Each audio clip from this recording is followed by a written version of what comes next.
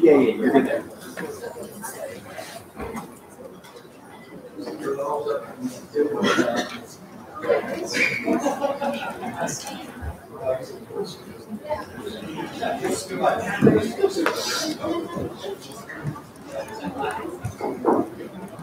Does it have anything to eat, Sam?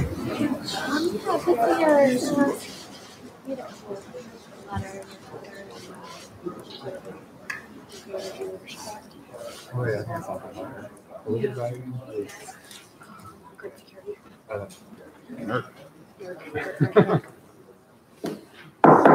Good morning, everyone. The committee will come to order. We are considering this morning the nomination of Mr. David Bernhardt to be the Secretary of the Interior.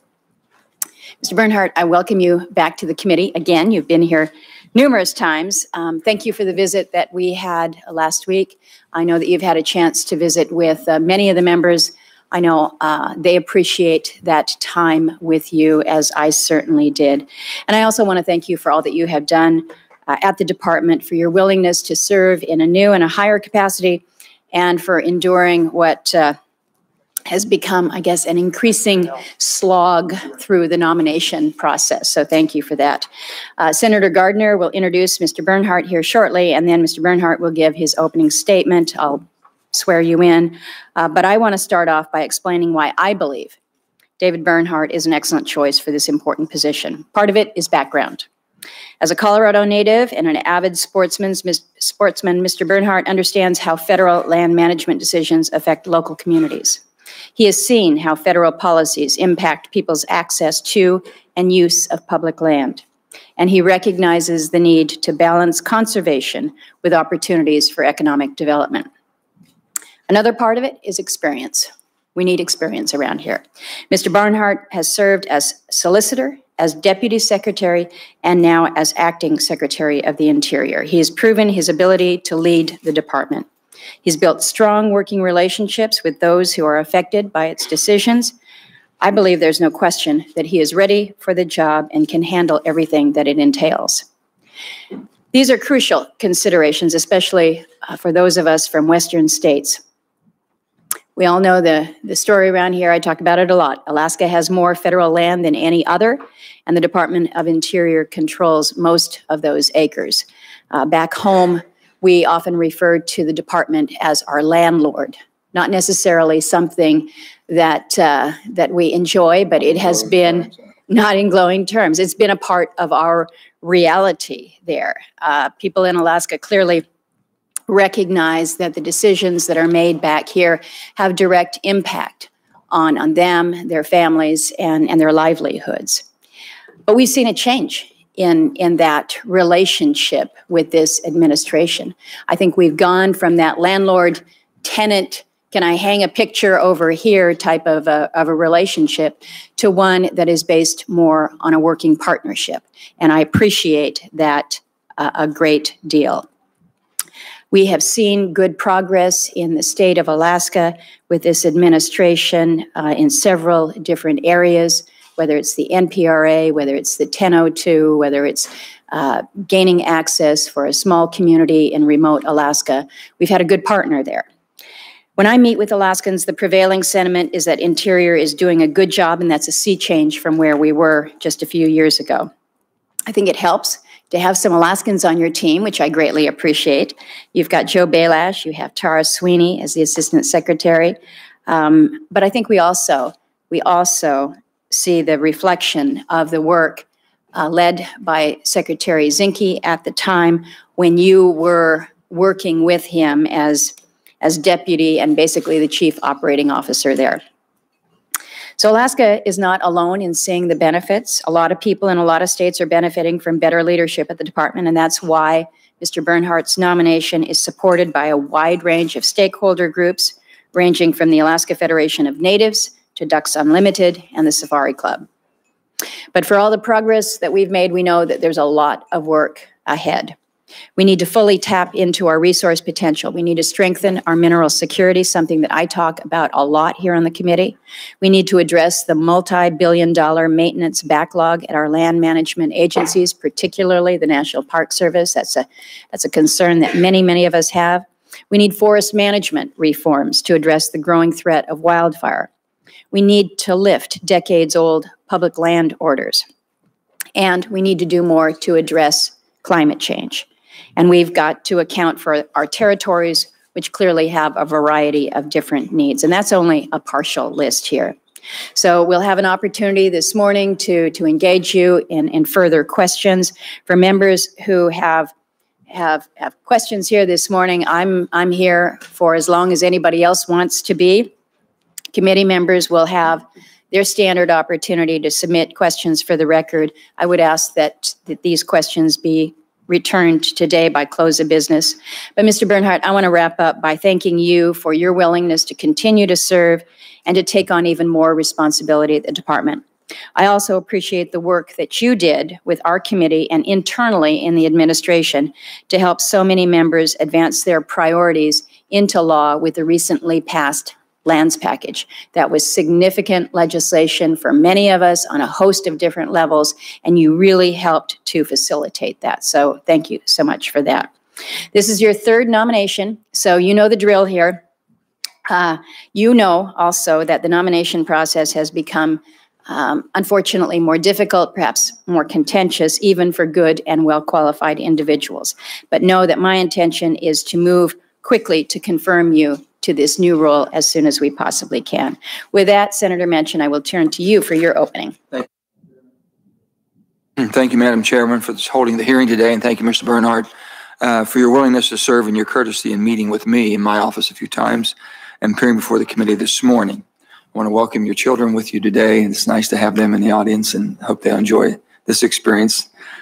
As a former governor, I've always believed that an executive is entitled to deference when selecting his or her team, as long as the candidates are ethical and qualified. Mr. Bernhardt, it is clear that you have the knowledge and experience to serve as Secretary. You know the Interior Department inside and out and are well-versed in all the issues that come before it. I have reviewed your experience and qualifications.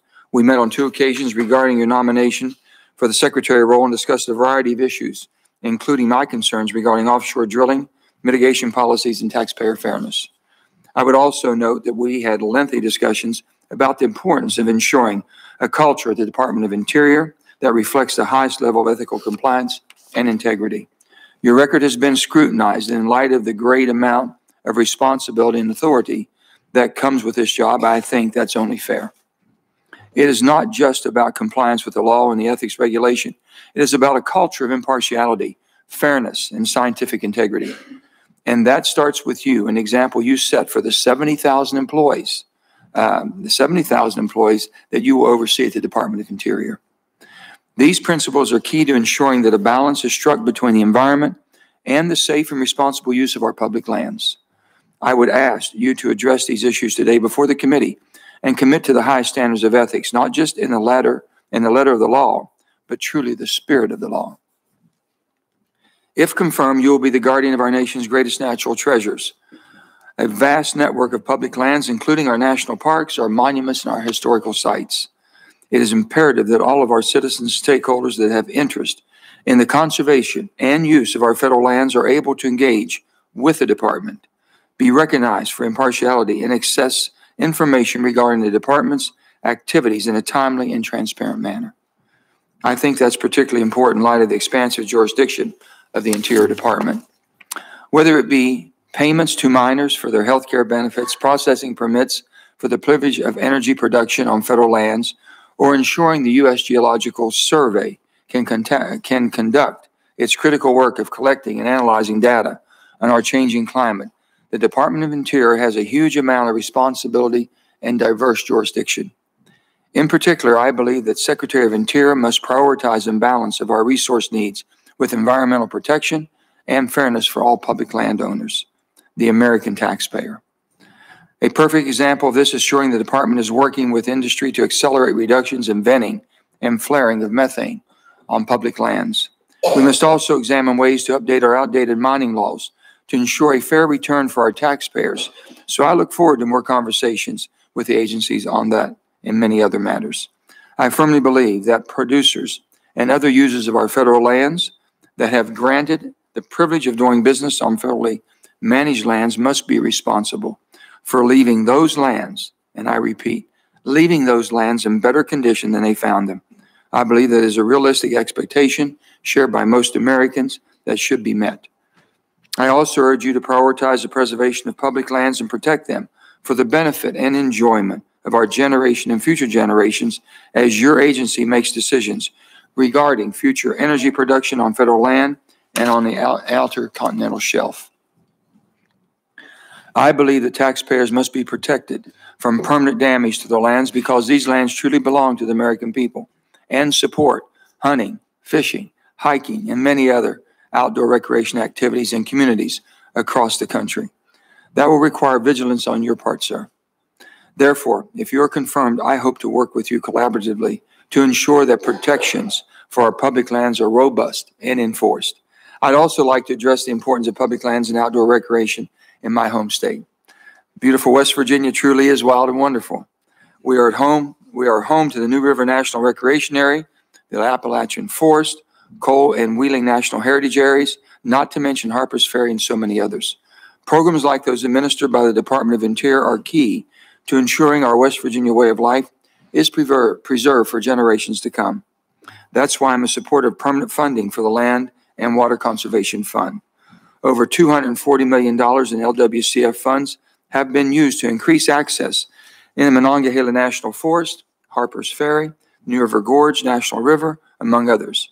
In fact, LWCF funds paid for every single public access point along the lower and middle Gauley River in West Virginia, an area used in over 50,000 people per year that enjoy the beautiful rapids that we have. And just this year, LWCF funds helped protect Summit Point Battlefield, the site of significant Civil War battle. LWCF is a bipartisan program with national support, and so I must admit that I am concerned by the administration's lack of support for this program, sir. Furthermore, the deferred maintenance backlog is another major challenge that I think we both talked about. It's going to be facing you and the department, and I look forward to hearing more on how you plan to address the growing backlog problems we are facing in restoring our parks. In conclusion, I look forward to discussing these and other matters today during your confirmation hearing, sir. I believe you are qualified and have a great deal of experience. I'm interested in learning more from you today for your plans for the department where you to be confirmed, and I look forward to hearing how you would execute your responsibilities in a manner that assures the American people our public lands are not just being maintained, but being improved for the benefit of generations to come. So I want to thank you again. Thank you for being here, sir. Madam Chairman. Thank you, Senator Manchin. I will now turn to Senator Gardner and would ask that as the hometown or home state senator, you be allowed the opportunity to introduce Mr. Bernhardt before the committee, and after that, I will swear you in and we will proceed. Thank you, Chairman, and thank you, Ranking Member, for your remarks today. It's my honor to introduce a fellow Coloradan, Colorado native, and my friend, David Bernhardt, as the nominee to be Secretary of Interior to the Energy and Natural Resources Committee, this very important position for Colorado and indeed this country. Thank you for being here. Thanks for bringing your beautiful family, who I have known for their entire lives. Thank you very much for the opportunity to have them all here today. I appreciate the fact that you keep moving up in the agency. It means I don't have to really write a new speech. I just get to add a little bit more detail, including the fact that I believe if our count is right, you will become the 7th Secretary of Interior from the great state of Colorado. And 7 is a very special number for the state of Colorado. So thank you very much, David, for your willingness to serve. I've known you personally and professionally for over 2 decades. Your roots are deep, both on the plains of Colorado and the western slope. We share a lot of common interests in rural development and saving small towns. My experience stems from growing up in the agricultural community of Yuma on the High Plains. Mr. Bernhardt's formative years were spent on the western slope of Colorado, an area that is a microcosm of all the things we cherish about our public lands. We both began our public service only 1 year apart from each other, working for Colorado State Representative Russell George, later becoming the Speaker of the House, the Colorado General Assembly. Mr. Bernhardt worked with my wife, Jamie, at the Department of Interior during the George W. Bush administration. Mr. Bernhardt's personal background and public and private sector professional experiences prove he is a strong voice for the West and extremely well qualified for the nomination to be Secretary. Extensive insight on Western water policy, natural resources policy, and Indian affairs, just to name a few. Those that have worked with Mr. Bernhardt commend him for his integrity, his wealth of knowledge on the issues under the Department of the Interior's jurisdiction. In 2008, after the department reached the largest Indian water rights settlement in the nation's history, Secretary Kempthorne personally acknowledged Mr. Bernhardt's work as then solicitor and stated, and I quote, "His effective coordination, both within Interior as well as with the local, tribal, and state congressional leaders, was essential to the success we celebrate today." More recently, he worked to accommodate many Western states' requests for more flexibility under the Greater Sage-Grouse RMP Amendment. John Swartout, who as a senior policy advisor ran point on the issue for Colorado's Governor John Hickenlooper, had this to say in December of 2018 once the process was completed, quote, "David Bernhardt is an honest man who puts all his cards on the table and keeps his word. I have worked with DOI for 25 years, and David is one of the finest people I have ever worked with." Dale Hall, the CEO of Ducks Unlimited, an organization that does more real conservation work on the ground than most of the groups who have the word conservation in their name, had this to say when Mr. Bernhardt's nomination for secretary was announced, quote, "I have known and worked with David Bernhardt for more than a decade, and we are excited to continue to work with him as the new Secretary of the Interior. His integrity in following the law is beyond reproach." David Bernhardt is a champion of conservation and the right person for the job. We urge the Senate to swiftly confirm him. Colleagues of his, working for Representative Scott McInnes from Colorado, who represented your hometown of Rifle, at the time in the House, swore he worked 40 hours a day, 8 days a week. I think that was the right math he said. Notably, during Mr. Bernhardt's tenure in office, Congressman McInnes was the House author of the bill that led to the designation of the Great Sand Dunes National Monument to become a national park. Having now worked at very senior levels in the Department of the Interior over the course of many years, there's zero question that Mr. Bernhardt is qualified to do this job. None. No question. Along with Mr. Bernhardt's professional career, I believe it is important to fully understand his background and the foundation of his interest in public lands that further qualifies him for this role.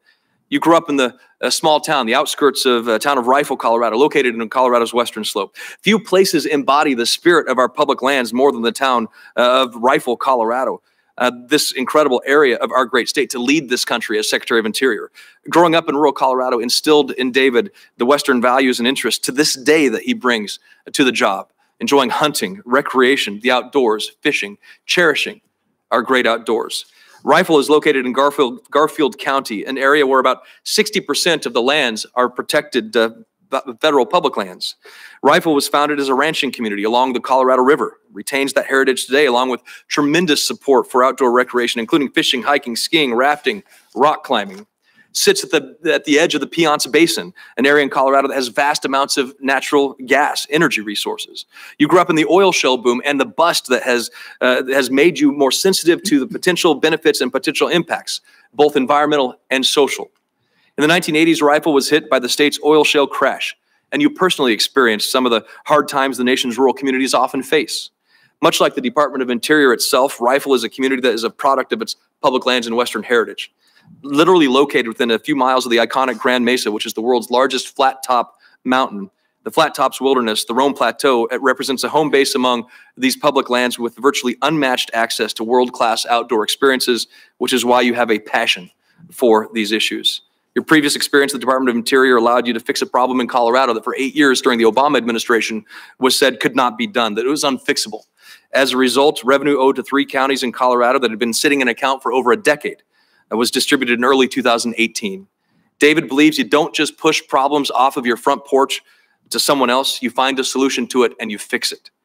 That previous experience includes, prior to his current position, being tapped to be solicitor for the department, to be confirmed by solicitor by a voice vote by the U.S. Senate in 2006, earned bipartisan support during his confirmation process in the last Congress as deputy secretary. Your integrity and ability are assets that should bolster this case for nomination and not distract from it. I hope my colleagues can keep this in mind as we conduct this hearing today. I look forward to your testimony, Mr. Bernhardt, and I'm a proud Coloradan that you're here today. Thank you. Thank you very much, Senator Gardner, and also for the little geography lesson there on Colorado. It's all good for all of us. Mr. Bernhardt, I would ask you to rise. The rules of the committee, which apply to all nominees, require that they be sworn in connection with their testimony. So raise your right hand, please. Do you solemnly swear that the testimony you are about to give to the Senate Committee on Energy and Natural Resources shall be the truth, the whole truth, and nothing but the truth? Thank you. You may be seated. Before you begin your statement, I will ask 3 questions addressed to each nominee that comes before the committee. First is, will you be available to appear before this committee and other congressional committees to represent departmental positions and respond to issues of concern to the Congress? Are you aware of any personal holdings, investments, or interests that could constitute a conflict or create an appearance of such a conflict should you be confirmed and assume the office to which you have been nominated by the President? No. Are you involved or do you have any assets held in blind trusts? No. At this point, you may proceed with your opening. I believe you have family. We welcome them to the committee, are pleased that you are with us even on a school day.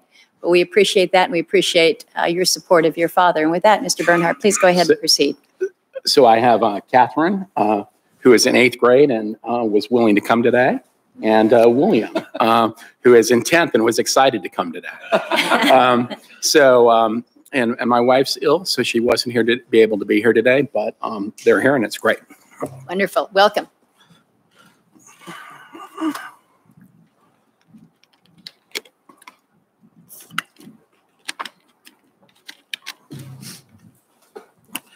Chairman Murkowski, Senator Manchin, members of the committee, good morning.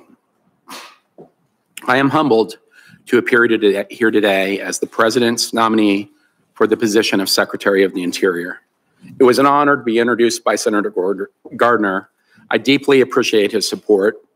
Today's hearing is the 3rd time that I've appeared before this committee as a nominee for a position within the Department of the Interior. During my service at the department, both as a deputy and as the solicitor, I've worked with many of you and your staff. I've met with many of you in person and by phone on various issues that were actually of concern to you, and I will always make myself available to your request.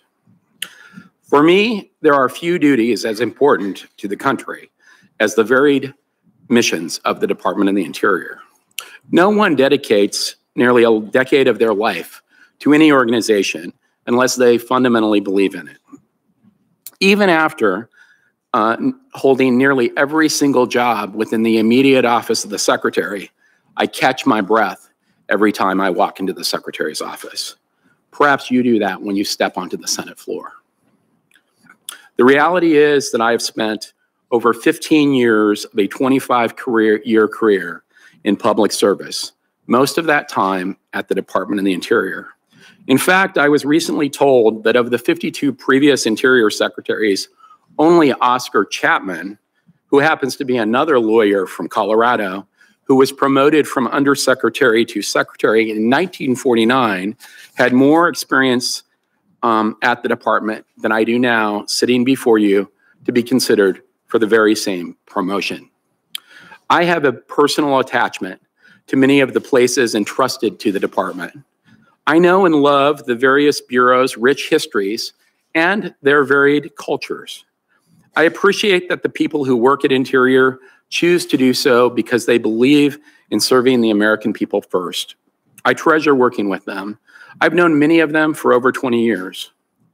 Interior's decisions impact livelihoods. They impact communities' futures, and they impact people's very way of life. That reality will not be forgotten on my watch, if confirmed. I have had the remarkable good fortune over the course of my career to work on many of the most complex issues affecting each of the department's bureaus. I have a very clear understanding of the often conflicting legal and policy issues that I will face if confirmed in balancing Interior's varied missions. As Deputy Secretary, my focus has been on organizational improvement and execution within the department. Improvement efforts have included aggressively addressing workplace misconduct throughout the department, beginning to fundamentally transform the ethics program across the bureaus, and improving our business processes. I have also worked to thoughtfully execute the President's agenda in the department. By issuing a series of executive orders and presidential memorandum, the President has transparently provided us at Interior a very clear direction on his priorities. We have moved with dispatch to implement his vision. One of the President's priorities is to strive to ensure a conservation legacy second only to Theodore Roosevelt. Over the last 2 years, we have opened or expanded hunting and fishing opportunities on over 380,000 acres of wildlife refuge at more than 30 refuges. At the same time, the Bureau of Land Management restored over 689,000 acres of prime sagebrush habitat that is vital to many game species. We are also working to reduce unnecessary regulatory burdens without sacrificing environmental outcomes. In doing so, we're taking actions to appropriately respect the regulatory role of the states. Through our efforts, and honestly, also because of Congress's utilization of the Congressional Review Act, Interior's combined deregulatory cost savings for fiscal year 2017 and 2018 had a net present value of $3.69 billion. That's quite significant. In the last 2 years, we've been in the top 2 and 3 in deregulatory efforts across the government. If I receive your consent to this nomination, I will approach issues with an open mind. I will actively seek input and listen to varied views and perspectives to help ensure that the conclusions I draw are well informed. When making decisions, I strive to maintain a long-term view, and I often think of the guidance provided by Gifford Pinchot, President Roosevelt's conservationist-in-chief. As he laid out his mission for the newly created Forest Service, he said, "When conflicting interests must be reconciled, the question shall always be answered from the standpoint of the greatest good, of the greatest number, and in the long run." This direction rings as true today as it did then. I ask for your consent to the nomination, and I thank you for giving me the time. Thank you, Mr. Bernhardt. Appreciate your comments this morning. Let's go ahead and begin with a round of questions. I have noted in my opening statement, I was reaffirmed by Senator Manchin as well as Senator Gardner that in terms of qualifications, experience within the Interior Department, you really come to us with a set of qualifications and, again, experience that, that we really seldom see. I think it's unparalleled in terms of the time and the extent of your background in these areas. So I would begin my questions then with something that is not related to the experience, but maybe experience outside of the time that you worked within the department. You are not the first nominee who has worked somewhere else in the past and has had recusals as a result, but for whatever reason, you seem to have outside groups working harder against your nomination than most anybody else we've had in front of us. I'm sure we'll hear some discussion about that today. So at the outset, I will ask you how you handle or how you will handle ethics and potential conflicts both for yourself and for the department.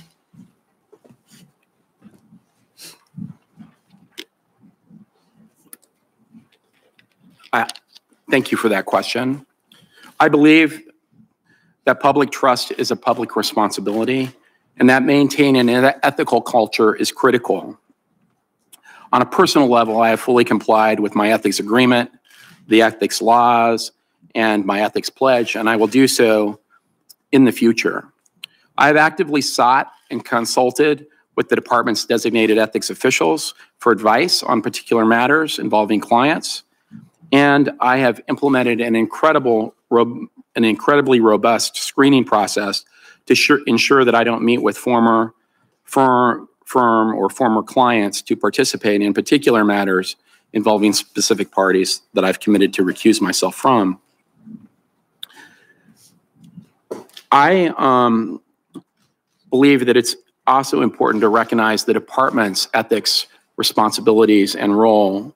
The department's ethics program for years has been subject to a great deal of criticism, a great deal of oversight, and a lack of funding. If you look back at old reports, you'll see that the Inspector General and the Ethics Office both asked for additional resources and didn't get them over the last several years. Here's the steps that we have taken. We have elevated the designated agency ethics official back up to directly reporting to the solicitor, the third ranking person in the department. That was something that Earl Devaney recommended in the mid-2000s that I implemented that somehow got de-elevated in the prior administration. We have hired extremely good leaders to come in and help lead a new ethics department. And as of today, we have hired 42 counselors within the department. And if you want to know what our problems really look like at Interior and the challenges we face in ethics, I would suggest that you read the recent Inspector General's report on philanthropy of the Park Service that was just out, or the strategic plan that the IG put out. She acknowledges in there that we are making tremendous efforts and strides in creating a better and more robust program. I know how important and how devastating it is when folks at the top act in an unethical manner. It affects the department across the board. And we have implemented a number of things to begin to change that pathway. And I'm going to need your help to actually consolidate the ethics programs across the bureaus. Thank you for that, Mr. Bernhardt. I think you will find that on this committee we have had more occasions, unfortunately, than we would like to raise the issue of what is happening within the workplace in terms of misconduct and ethics issues. And as you point out, the impact then to the agency in terms of the morale, just the working environment, it must be addressed. National Park Service is unfortunately the agency that time and time again comes forward as an area that has to be addressed. And so whether it is sexual misconduct, major ethical violations, knowing that you are shining a very serious spotlight on this is critically important. I'm going to turn to Senator Manchin, but as I understand, you are going to defer I'm going to to. defer to Senator Wyden because we have a lot of our members here have other committees to go to. So I'm going to be here all to the end. I thank my colleagues, both the chair and Senator Manchin. Mr. Bernhardt, you asked to come to my office to say that you were the guy who stood up for strong ethics at Interior during the George W. Bush years. And less than 48 hours ago, you told me in the Bush years, you advised Julie McDonald, a notoriously corrupt interior official, to clean up her act. Ultimately, the Inspector General found McDonald politically meddled with the scientific conclusions of Fish and Wildlife Endangered Species reports, and McDonald had to resign. A few hours after you and I met, I read Interior Department documents obtained through a Freedom of Information Act request that show within the last 2 years, you blocked the release of a Fish and Wildlife report with a new analysis of the dangerous effects of toxic chemicals. So you asked to come to my office to tell me your ethics are unimpeachable, but these brand new documents I just saw make you sound like just another corrupt official. Why would you come to my office to lie to me about your ethics?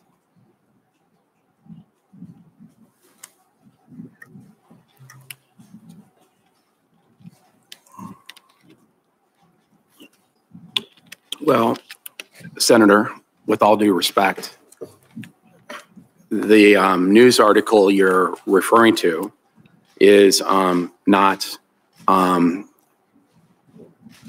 even close to the actual I read the story. documents. Forget the news article. I read the document. If you read those documents, you'll see that, I mean, not the documents, but even in that article, the Fish and Wildlife Service employee that's quoted there says everything was perfectly appropriate. And let me tell you what the challenge is when I get a document. I make decisions based on exactly the same standards on every single thing that comes to my desk. And here are my standards. Have we appropriately dealt with the facts and the information as we see it? That's a factual question. Have we dealt with the parameters of the law that we have? That's a legal question. And then there's also at times a policy question. In this particular issue, there's no policy, but there is a very significant and important thing. You're dealing with some of the most difficult consultations on the planet. And when I read the document, my reaction to it was, this is really an interesting draft, but it clearly didn't have any legal review. And in our world, you can't ignore the law and come up with a scheme. You have to have it fit the law and the facts. And so I basically said, let's go kick it over to career lawyers, have them look at it. And their assessment was exactly like mine. And so what we decided is that the approach needed to be readdressed. My time is short. Just like Julie McDonald, you meddled with the science. You inserted yourself in the scientific process. And I would just ask, Madam Chair, for documents that show what I am saying is accurate and what Mr. Bernhardt is saying is not true. Attest to that point. I would ask unanimous consent that documents be put into the record. Thank you, Madam Chair. Now, I want to go into this conflict issue a bit more with the remainder of my time. Mr. Bernhardt, I'm not claiming that you are big oil's guy. The big oil lobbyists are making that claim. Your former clients in the oil and gas industry have been caught on tape crowing about how you're their guy at Interior. And I'm thinking back to how Ryan Zinke sat in your seat, said 9 times he'd be like Teddy Roosevelt, but he left with an enormous ethical set of clouds. I haven't seen any evidence that you ever publicly objected to any of Zinke's activities, A. And B, there's an Inspector General report indicating that you have given the green light to some of them.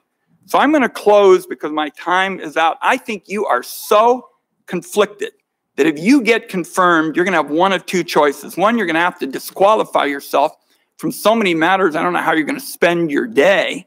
Or two, you're going to be making decisions that either directly or indirectly benefit former clients, regularly violating your ethics pledge. And for colleagues for whom this is a new matter, I'd urge you to take a look at the documents that have just come out from the Freedom of Information Act lawsuit, because I think they make my point. Thank you, Madam Chair. Senator Gardner. Thank you, Madam Chair. And already with the first questions, we've seen attacks impugning the character of our nominee today. You know, I understand that people are going to have differences of opinions. I understand that people are going to vote no. But to attack the witnesses, this is why good people don't want to serve this country, because people on this committee and others around this Capitol decide they can attack the witnesses and impugn their character. Let me read you a quote from the Fish and Wildlife official that you're talking about, Senator Wyden. The top endangered species official at Fish and Wildlife Service said it was an entirely appropriate role.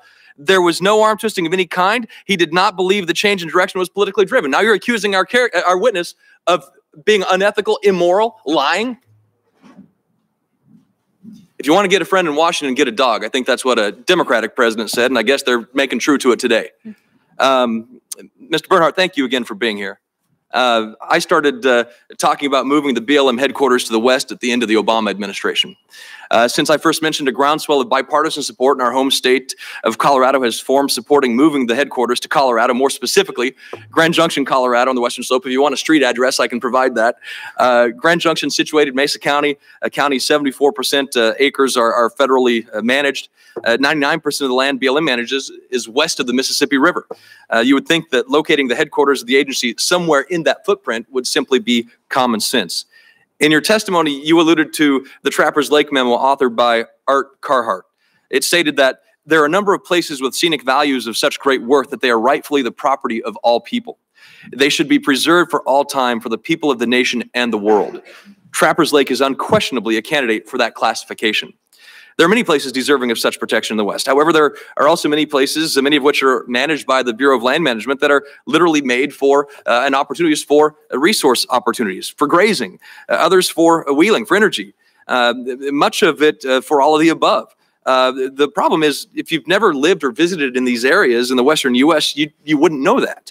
You may be tempted to treat every public acre as if it should be a wilderness area or some other kind of designation. That's why I believe it's important for the BLM to move out west, so its employees live among the land they manage and can more readily see the practical impacts of the management decisions they make. Can you provide an update for us on the status of the department's reorganization and relocation plans? So we're thank you very much for that question. We're developing a business case for moving BLM west. We've just submitted our budget for 2020, which contemplates a move west, and we'll be visiting with you and other members of Congress to hopefully move west. It's very interesting. When I was confirmed as deputy secretary, a Senate Democratic staffer gave me what was a job description of the deputy undersecretary that came through a committee hearing. And in that very committee hearing in 1936, the members said, if you're going to add a deputy, we want you to spend at least half your time in the West.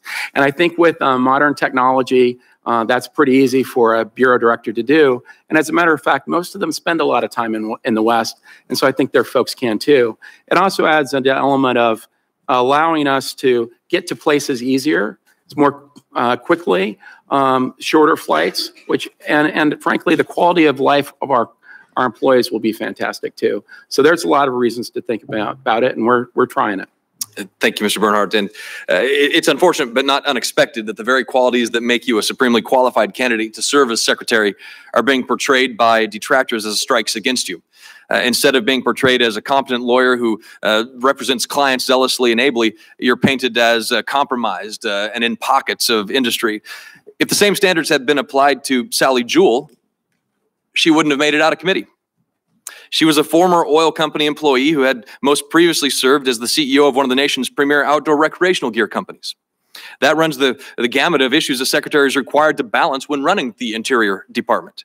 However, at the time, they were portrayed in the press as assets that would help her responsibly guide the department instead of liability. Sally Jewell received 87 votes, Republicans and Democrats, when her nomination came to the floor. Janice Schneider. Janice Schneider was Assistant Secretary of Land and Minerals and served under Secretary Jewell during the Obama administration. She came from a law firm, a lawyer where she handled environment, land, and natural resource issues. Her conflict list submitted to ethics was very similar to the substances in yours. At the same time of Ms. Schneider's nomination, Secretary of the Interior Sally Jewell said, and I quote, "Janice's expertise in natural resource energy development and environmental law and policy will enable us to continue to safely and responsibly expand America's conventional and renewable energy exploration, development under President Obama's all of the above energy strategy. With experience in both the public and private sectors, she will be an advocate for a balanced approach and a science-based decision-making process that both advances the president's key energy initiatives and promotes the conservation of our federal lands and natural resources." Apparently, your experience isn't to be given the same consideration. I'm out of time, but I think there's an absolute double standard that's being applied here. That private and public experience on one side of the aisle seems to be a benefit. Private and public experience on the other side of the aisle seems to be a detriment. I get sick, and the American people get sick of the double standards applied. You are more than well qualified. You have dealt honestly and ably with every member of this committee. If they look past the partisan politics, they will see your confirmation is absolutely in order. Thank you, Mr. Bernhardt. Thank you, Senator Gardner. Senator Heinrich. Thank you, Madam Chair. Acting Secretary, as you are aware, New Mexico is one of the most productive oil and gas states in the nation. However, we also fiercely defend our history and our culture. The greater Chaco Canyon landscape is one of the most sensitive and important cultural landscapes in the nation, and it's eminently threatened by recent expanded oil and gas development. The BLM and the BIA have been working on a new land use plan for the area. But after 5 years, we have yet to even see a draft produced. So local residents, tribal leaders, other community members, elected officials are all stuck reacting to announcement after announcement of proposed leases in the area. Senator Udall and I have proposed legislation to permanently withdraw the federal minerals in the immediate vicinity of the park, and I certainly hope this committee will work with us to move that legislation. But as Secretary, you would also have the authority to withdraw this area from oil and gas development. Is that something you'd be willing to consider through the NEPA process? Withdrawing federal minerals around Chaco Culture National Historic Park? And would you be willing to come out to New Mexico and meet with the tribal leaders and other elected officials who have a strong interest and ties to this area? First off, thank you very much for that question. And more importantly, thank you for giving me some time with you to visit yesterday. First off, I would love to go to New Mexico and visit the site with you. That would be great, and meet with your constituents. More than happy to do that. I do think that the planning process probably provides an opportunity to include some alternatives that would be conservation oriented. And I'd be happy to work with you and work with those details with you. But I'd love to get out there, let's see the site, and then talk about it. Great.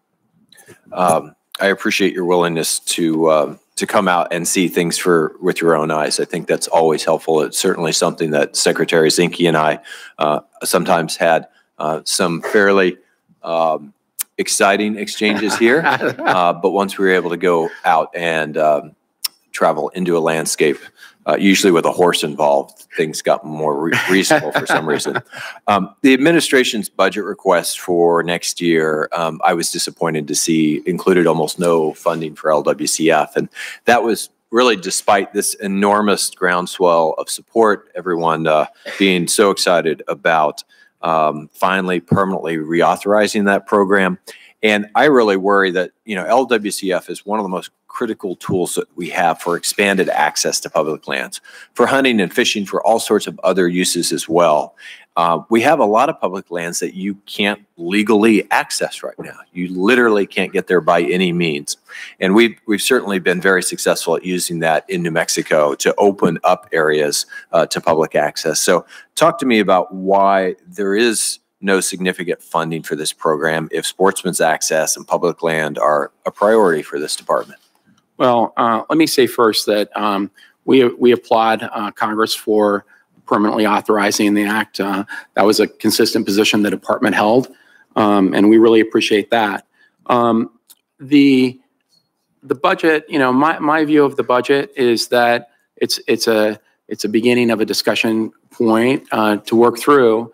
The other thing I think that hampered us a little in our own negotiation through the budget process internally, it would have been nice if that legislation had been authorized. So I'm going to fight going into the next year, and we'll see where we come out. And I'd like to work with the entire committee this year to make things land in the right place. The other thing we have done, and this is in our budget, is we've really invested in the mandatory spending side for the Restore Your Parks Act. And so that was a positive. The other thing is overall, we had a net of a plus 900 million. So compared to some other agencies, we fought pretty well internally, but we didn't get everything we wanted. And we'll fight hard for that. I think we have a little leverage. The other thing I should let you know, all of you who worked so hard on the lands package, is I have taken a process that I used when I was a counselor to the secretary to implement the Energy Policy Act, which was form a task force specifically to implement the act quickly and thoroughly. And we're applying that task force model. I signed a secretarial order yesterday to apply that very task force model to the implementation of the lands package so that we can expeditiously get ahead of all the 120 provisions that you have included in that. One of the provisions I would urge you to just take a look at as you're doing that would be the access provisions, because there is good language in the legislation to provide that. There absolutely is. Thank you, Madam Chair. Thank you, Senator Heinrich. And we appreciate that update on the executive order, because that is something that we would all like to see advancing. Senator Lee. Thank you, Madam Chair. Thank you, Mr. Bernhardt, for your willingness to be considered for this important position. I want to note at the outset, you're someone who I first met, I think, 14 years ago or so. And in my every interaction with you, I've been impressed at the care that you've demonstrated to following the law, making sure that at every step in your service in government, you're following the standards that are expected of the department and that are compelled by law. I have deep respect for that. It's not always a fun or an easy task to be in that role. And yet in my every interaction with you and every action that you've undertaken that I've been able to observe even from afar, you have impressed me as an administrator, as a legal mind, and as a citizen who has an unusually compelling commitment to the rule of law and to sound public policy. I appreciate that about you. You are someone who enjoys the support of groups of sportsmen, of outdoor recreationalists, of wildlife groups, and of many others who advocate aggressively to make sure that they maintain access to public lands for the things that they want to use it for. Multiple use is, of course, an important part of our public lands management policy. And a lot of these people want to make sure that their interests aren't overlooked and that they're taken into account. What would you do as far as adopting specific policies that could help ensure that the voices of those stakeholders who have great interest in and care a lot about our federal public lands, to make sure that their voices are heard? Well, we've taken one step last week, as a matter of fact, Senator. I really appreciate the question. At the end of the day, public access for folks to get out and use and utilize and enjoy our lands, whether it's for hunting and fishing, for backpacking. It's so critical. And one of the things I did is I issued a order to BLM that basically says simply, if you're thinking about disposing of a piece of land or you're thinking about exchanging a piece of land, before you can do that at all, you need to consider the public access benefit of that land so that that's treated just like other high priorities of FLTMA in analyzing that piece of property. We have opened and we continue to open acreage for hunting and fishing, for additional lands. We are on a mission where we've taken and have 12 full-time folks in the Fish and Wildlife Service that are trying to coordinate to ensure that we have better hunting and fishing opportunities, that our state law and our laws, our regulations are carefully constructed to not impede each other. And we're doing some great things with that. The reality is people love our lands and they enjoy them. And the more folks out there, the better. Yeah. You know, you've been nominated to a position that is involved in a lot of decisions that are sometimes controversial, and yet it's also a position in which there's a lot that makes people happy. There's not a lot that makes the people happy about the federal government these days. We live in a day and age when Congress enjoys an institutional approval rating that hovers between 9 and 11%, making us slightly less popular than Fidel Castro in America, slightly more popular than the influenza virus, which is inexplicably gaining on us.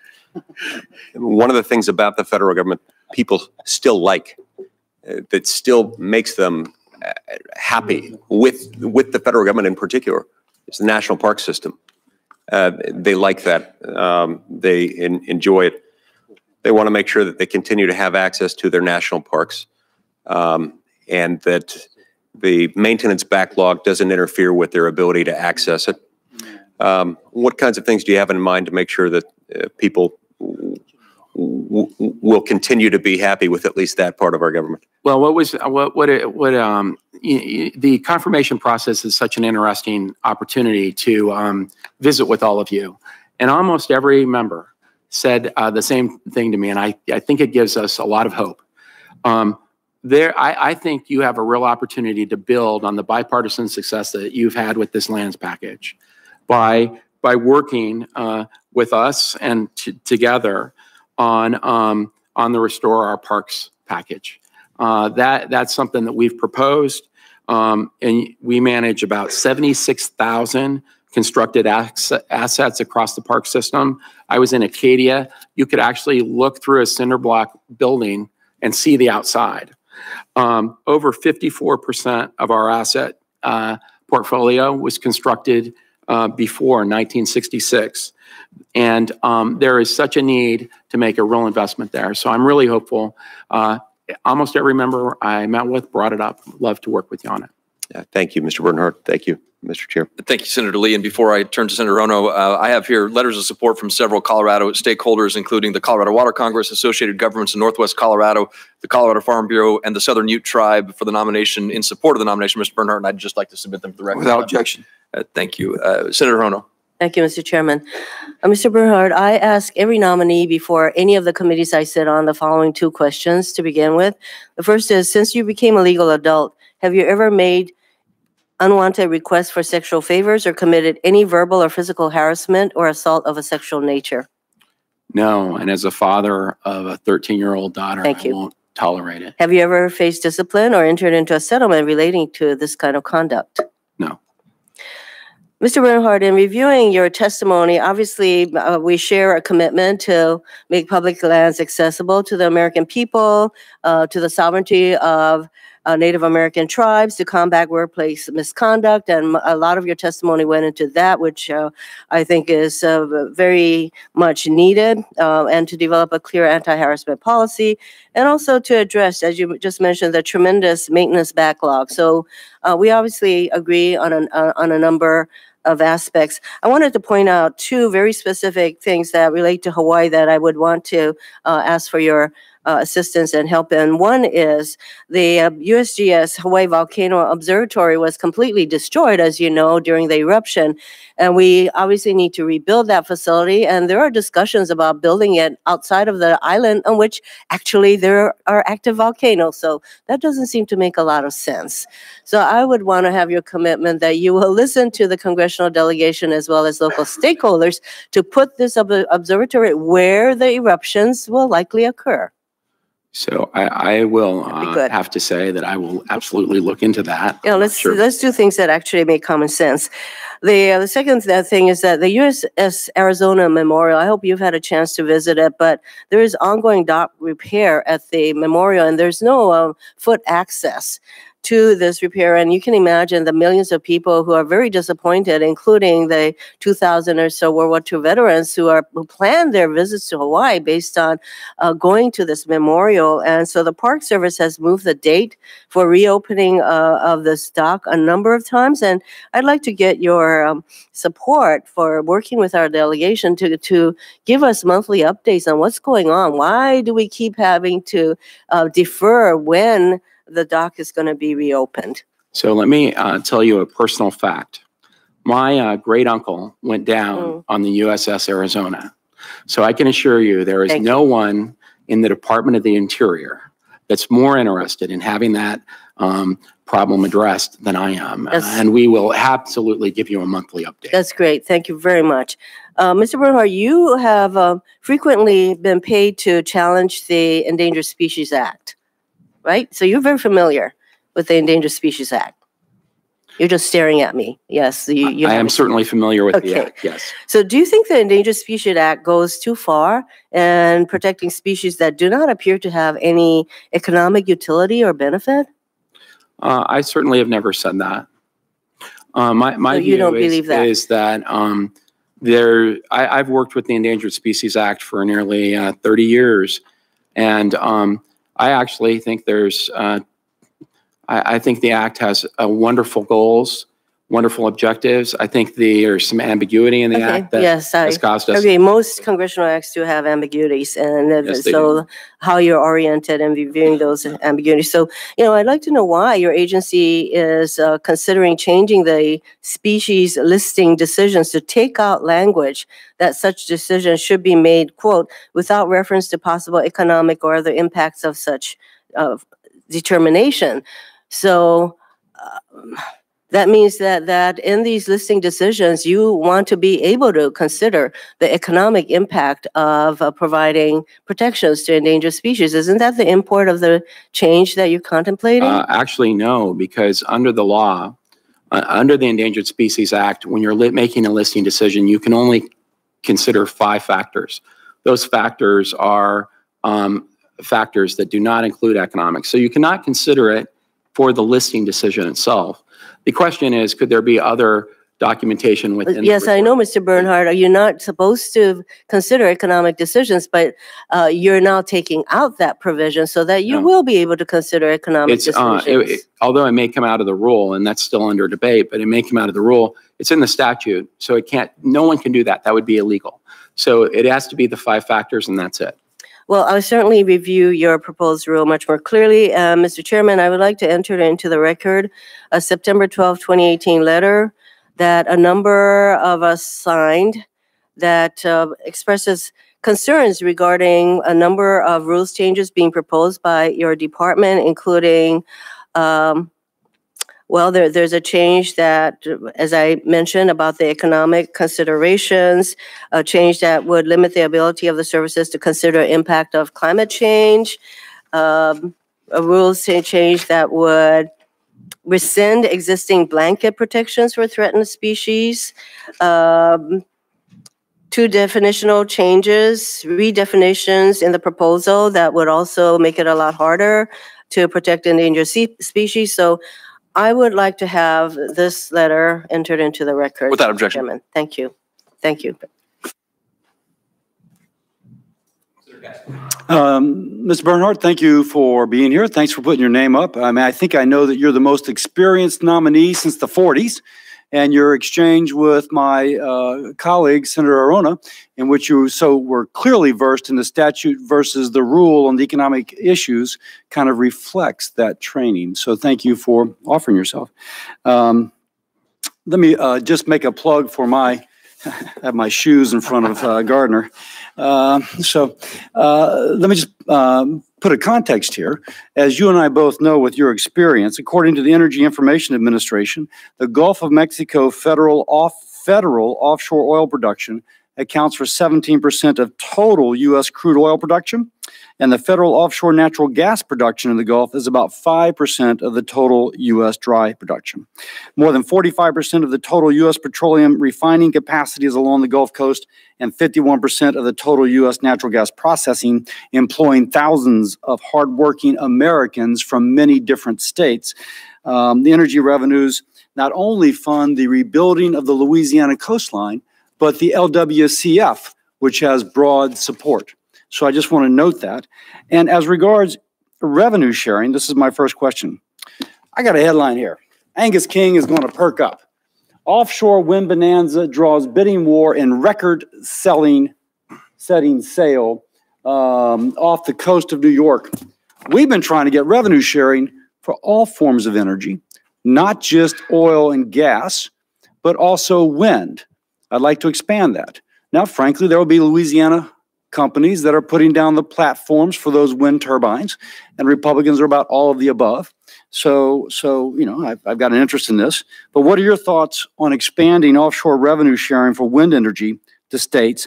And I'd specifically like this wind energy to go to fund coastal resiliency as rising sea levels are imperiling Maine, Louisiana, and eventually Nevada may be a coastal state. So just to throw that out there. Well, there's thank you for that question. There are certainly a lot of discussions and thinking going into innovative ideas for coastal resiliency and the role that even public lands can play in those. And I think that's an area really worth people just examining and thinking about over time. Revenue sharing has been an issue that I've dealt with in various contexts, and my view is that there certainly is a burden to areas where we ask energy to come from, and that we need to work to deal with that burden. Now, I will also point out that LWCF really benefits Western states, the big block states. It's off my coast, benefiting people with no coastline. So I do think that if we could have something that would somehow benefit and most of our nation's population lives along the coast. And so if we can build a coastal resiliency fund similar to LWCF, that will hopefully limit the damages of these storms that are impacting, for example, most recently Florida, but my state prominently. Let me also ask, now, as I go to my state, which is trying to rebuild our coastline, and that coastline has been lost because long ago, Congress made the decision to channel the Mississippi River, and we've lost the sediment that we need flowing through our bayous, and we channeled that river for the benefit of inland ports, not in Louisiana, but inland ports. But the permitting process is so cumbersome. It may take 10 years to fund a project. And in the interim, the geography has changed so much that the permit is now obsolete because the landscape has changed so much. So what do you think about permitting efficiency? Can we get that so as we create coastal efficiency, we're not paying consultants, we're paying for resiliency? So I really appreciate that question. In my opening statement, I mentioned working on business processes. And irrespective of what one's policy views are, there's a lot that we can do better at the Department of the Interior. And let me just give you one example. With our NEPA process, we've done a number of things. I had career staff ask us, hey, can we have some timeline goals? Which seems reasonable, right? You want a timeline for a goal. If you have a deadline, you work to the deadline. They also were interested in, hey, can we have some goals for page limits? And we worked on those. But more importantly, what we did is I sat down with the state directors in BLM, and I said, hey, I have a process where a state director sends a document to Washington. It's in Washington, and it goes to like 50 or 40 people. And then it comes to me to go to the Federal Register. And that process takes a really long time, like 199 days on average. And if you're doing that, I'm sorry to cut your time. If you're doing that 3 times for an EIS, that's like 300 days to an EIS. We have consolidated our briefing schedule for Washington down to an average of 29 days for BLM. So if you're in the field and you've worked on a project and you got it done and it's a good job, it comes up to us, and in 29 days, it's in the Federal Register. That is a huge thing. And what I'm going to get to spend the next 2 years doing, if I'm confirmed, is working on from the state director on down, because there's just a lot of stuff in our system that just doesn't need to be there. Without modifying a single environmental standard, we can permit things much more expediently just by simply changing a few of our processes. As I yield back, I will finish where I started. Your experience as the most experienced nominee since the 40s has been demonstrated in you understanding that process and how to make it more efficient for the benefit of those who are trying to conserve and preserve. I thank you, and I yield back. Thank you, Senator Cassidy. Senator Cortez Masto. Thank you, Mr. Bernhardt. Congratulations on the nomination. I know we've met before in your previous hearing. One of the areas that I want to focus on is the Interior Department policy or initiative on the energy dominance policy. It appears that that policy extends to oil and gas, but it doesn't extend to other forms of energy development on public lands, such as solar, wind, and geothermal. And I noted on, just while you've been at the Department of Interior, a couple of things have already happened that imply your support more so of the fossil fuel industry. Repealed the regulations on oil and gas hydraulic fracturing on public lands, rescinded the regulations preventing emissions of methane from oil and gas production on public lands. You rushed to prepare for an oil and gas lease sale in the Arctic National Wild Refuge. You proposed to open essentially the entire coast of our country to outer continental shelf oil and gas development. Repealed the offshore oil and gas safety regulations put in place by the Obama administration after the devastating BP Horizon disaster, and you opened vast areas of what had formerly been protected as part of the Grand Staircase Escalante and Bears Ears National Monuments to oil, gas, and coal leasing. So I guess my question to you is, why isn't the department giving the same level of intensity to cleaner forms of energy development that it is giving to fossil fuel development? Can you address that, please? So first off, I really appreciate the question. I don't think I can name a policy where we've not treated, like, for example, solar, wind, equally fairly. So what have you done? Can you just explain to me what you've done to support cleaner energy, as same as you've done to support oil and gas? And so we have a number of renewable projects that are in our Fast 41 process, which is a expedited NEPA review. We also have aggressively leased offshore wind areas on the East Coast. So I think we're moving at about the same clip. And so I would really, and the process improvements I just talked about apply to everybody. So I'm just honestly not, I'm happy to look at that and see if the statistics line up. And if they do, I'd love to talk to you about it, because our position is not that one project should move faster than the other. My position is we should move them all better and more effectively, irrespective of type. We need to give people an answer and then move on. And so, I appreciate that, and I look forward to working with you. But here's my other concern. Yesterday, it was reported on CNN that during the 35-day government shutdown earlier this year, BLM, under your supervision, approved 267 drilling permits and 16 leases applied for by oil and gas companies. 2 of your former lobbying clients are among the companies that received approval for this application. And this is during a time that you recalled some, but not all, furloughed workers who regularly review these applications. It is also my understanding that such supporting staff that contribute to these application reviews, such as those that review details concerning environmental and cultural resources, remained furloughed during this period. And on February 15th, you were quoted in the Carlsbad Current Argus that work on oil and gas development continued, and I quote, "Because the fees were still coming in, there's also safety. We need to keep things safe. We need to keep things going. I'm very comfortable with what we did during the lapse. We do not we could do more next time, unquote. So I guess my question is, what exactly was the safety component applied to your decision to continue with the oil and gas permitting during the furloughs and during the government shutdown? You know, I really appreciate that question because that specific reference during the shutdown, our Bessie, the Bureau of Safety and Environment, was continuing critical inspections and permitting on offshore vessels. And we did that, those activities throughout the continental shelf. And so that was the safety issue I was specifically speaking about. The reality is that the Department of the Interior has a very complex budgetary framework. And what that means, and becomes important after people may miss a couple of paychecks, what that means is there was money to do certain things and not necessarily everything. For example, the Park Service only receives 1-year money. Other bureaus receive multi-year money.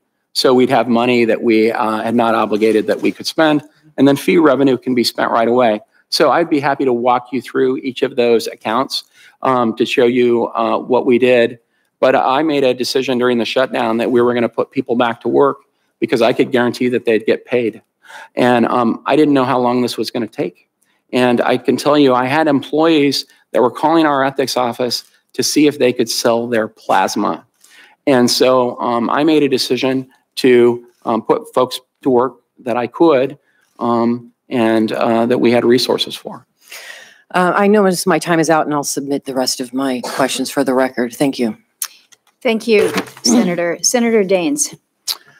Thank you, Chair Murkowski. Mr. Bernhardt, when you were before this committee last time pertaining to your nomination to be Deputy Secretary, we talked about the important role you had in balancing the multiple missions of the agency within the department. And I very much appreciate the balance that you bring to this very important job. In Montana, we say that's the balance between Merle Haggard and John Denver. You've taken good leadership at the department towards that end. In fact, just last week, signing a secretarial order facilitating more public access to public lands for hunting and for fishing. By the way, we heard from Dr. Cassie earlier, his complaints, Gardner and myself. We've got better elk hunting in Colorado and Montana. Let the record show that. You also took the allegations of sexual misconduct at the National Park Service very seriously. You took it head on, protecting our national park employees from workplace harassment. And even more specific to my state, you helped to protect an area right outside of Yellowstone National Park, Paradise Valley. It's named that for a reason. You protected that from large-scale mining. In fact, we recently enacted the Yellowstone Gateway Protection Act that came through this committee with my support, with bipartisan support, to permanently withdraw these lands from mineral development. But in October 2018, then Secretary Zinke issued an administrative withdrawal that would protect this area for 20 years. So you all acted first in the 20-year protection, followed by the legislation that allowed permanent protections. The longest time possible for any administrative action. I want to thank you for your leadership in that regard. Could you share with this committee about your work to help and prepare the implementation of that withdrawal and why you saw that as an important act to take? Well, I really appreciate that. That was actually, I went to Paradise Valley. That was my very first trip as Deputy Secretary at the department. And I went out there. First, it's spectacular, its location. I met with the community. And at the end of the day, as somebody from rural Colorado, I know that input from local communities is absolutely critical. We need to look at these on a case-by-case basis. We need to consider the impacts that these decisions have on the livelihood of the folks who work there. And, you know, really at Interior, we have opened hundreds of thousands of acres of refuges, of BLM lands to hunting and fishing. We have partnered with fish and game and state agencies to protect wildlife corridors for big game animals. I think that is something that's really important. And I think as you work with the transportation bills and infrastructure bills, that's something we ought to really spend some time thinking about. And I was really excited to sign that secretarial order you mentioned last week because the requirement that we think about access before we make a decision to transfer or exchange a piece of property is so important that very few people where I grew up own nice ranch to go hunting on. Mm-hmm. They depend on an opportunity to go shoot an elk or deer on public land. And if you take that away from them, that has a tremendous impact on their social, their love for the outdoors, and we just cannot allow that to happen. You know, we pride ourselves, Mr. Bernhardt, in Montana. It's a state where you still can go down to Walmart and buy an elk tag over the counter and be at a trailhead, public lands within 30 minutes with the next generation of hunters here, kids, grandkids, and so forth. I want to shift gears and follow up what Senator Heinrich talked about LWCF.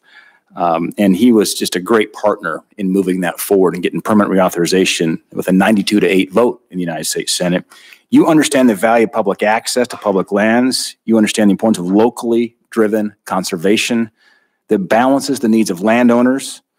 However, the president's proposed 2020 budget for the LWCF fund seems to signal otherwise. LWCF is one of the greatest tools we have to give access to locked up public lands in the West.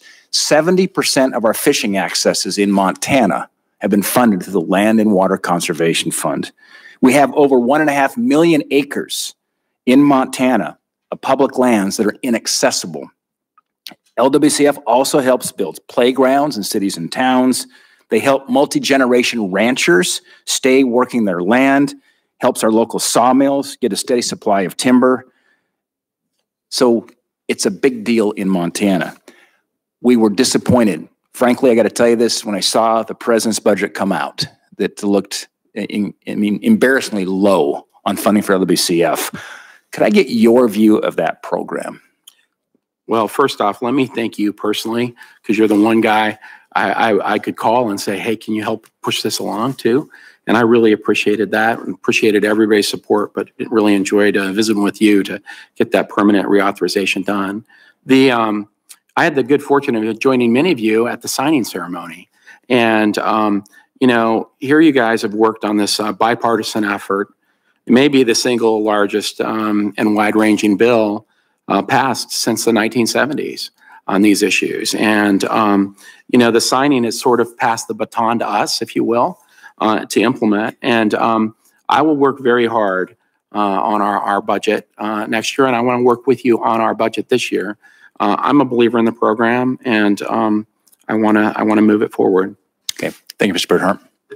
Thank you, Senator Dayton. Senator Cantwell.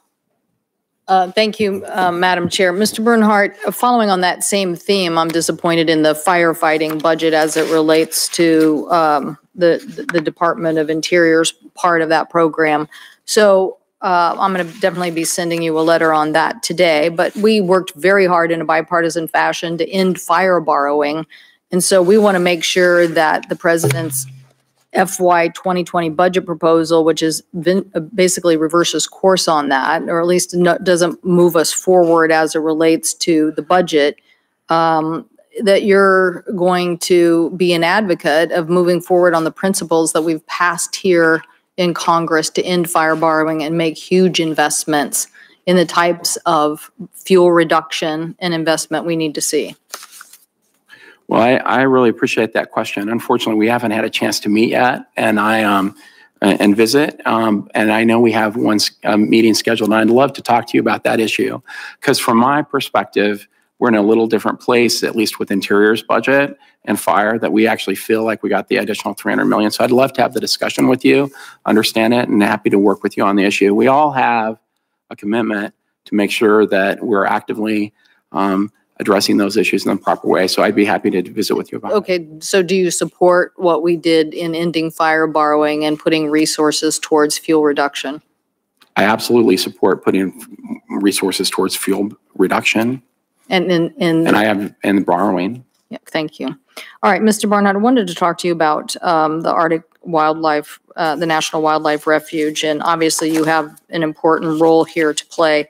I want to ask about specifically the coastal plain of the refuge is to believe it's one of the greatest concentration of polar bear dens across the Alaskan Arctic coastline, and the southern Beaufort polar bear population would be one of the most impacted by drilling.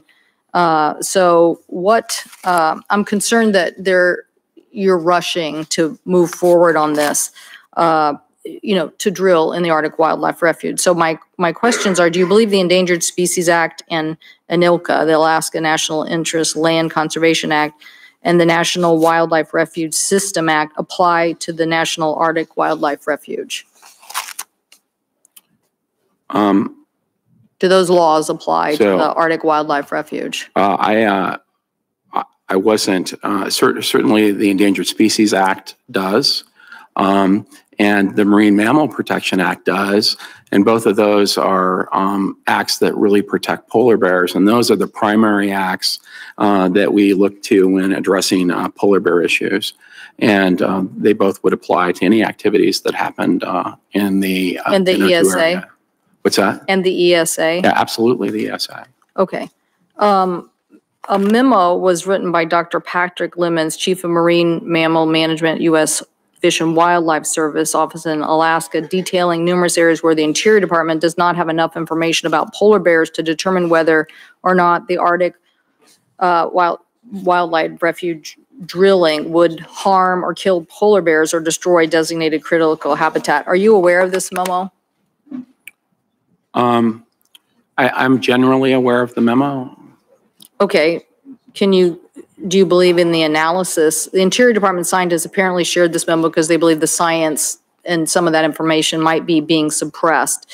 So do you believe in the analysis conducted by the department scientists and incorporated into that EIS? If you don't know the answer, you can give me an answer later, but I want to know whether you believe in the science that was part of that. So when we look at ANWR and we spend a lot of time on this, first off, there's a ton of studies that were done in the 80s, but more recently, the Fish and Wildlife Service completed a comprehensive conservation plan for ANWR in 2015, which really, I think, had over 2,500 pages of documents, 57 pages of literature citations.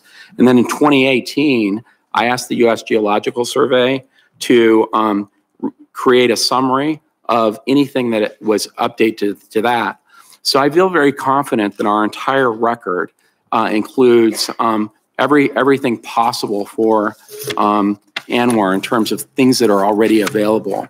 I think the memo that you're speaking to goes to studies. Can you share that information can you share with us that information, correspondence or documents, so that we can see that too? I'll bring it to our meeting and we can talk through it. Yeah, of course. Thank you. I think, my concerns here are that I think we're rushing. Now, we had a debate. Obviously, my viewpoint failed, but I didn't think that drilling was consistent with the other goals of a wildlife refuge. I definitely disagreed on that point. So as a steward of our lands, I hope that you're going to use these oversight responsibilities as it relates to managing the wildlife refuge and not ignoring those responsibilities as you look to moving forward. So I'm sure much of this is going to end up in a big legal dispute, but I think for you to help us by being transparent on how you're meeting the goals of those other relevant acts as it relates to managing a wildlife refuge will be very important for people in the United States. So thank you very much. Thank you, Madam Chair. Thank you, Senator Cantwell. Senator McSally. Thank you, Madam Chair. Ms. Bernhardt, good to see you again. Thanks for being here, and I really appreciate all your leadership on so many issues that matter to Arizona. I want to talk a little bit about sexual harassment issues in the National Park Service. Unfortunately, Grand Canyon National Park has been ground zero for the issues. Across the board in National Park Service, in a recent survey, nearly 39% of Park Service employees said they experienced sexual harassment. But when I see what's gone on at Grand Canyon National Park over the years, it is atrocious. It sounds like a bunch of frat boys that think they could just get away with an environment of toxicity and harassment and bullying, and you're very familiar with this. So the Grand Canyon Park Superintendent, Christine Lenartz, was brought in to clean house, first female ever superintendent. And unfortunately, I know a little bit about going into a good old boy network and trying to change the environment. Unfortunately, she then came under some allegations last year that she's been completely exonerated from, but now she's resigned.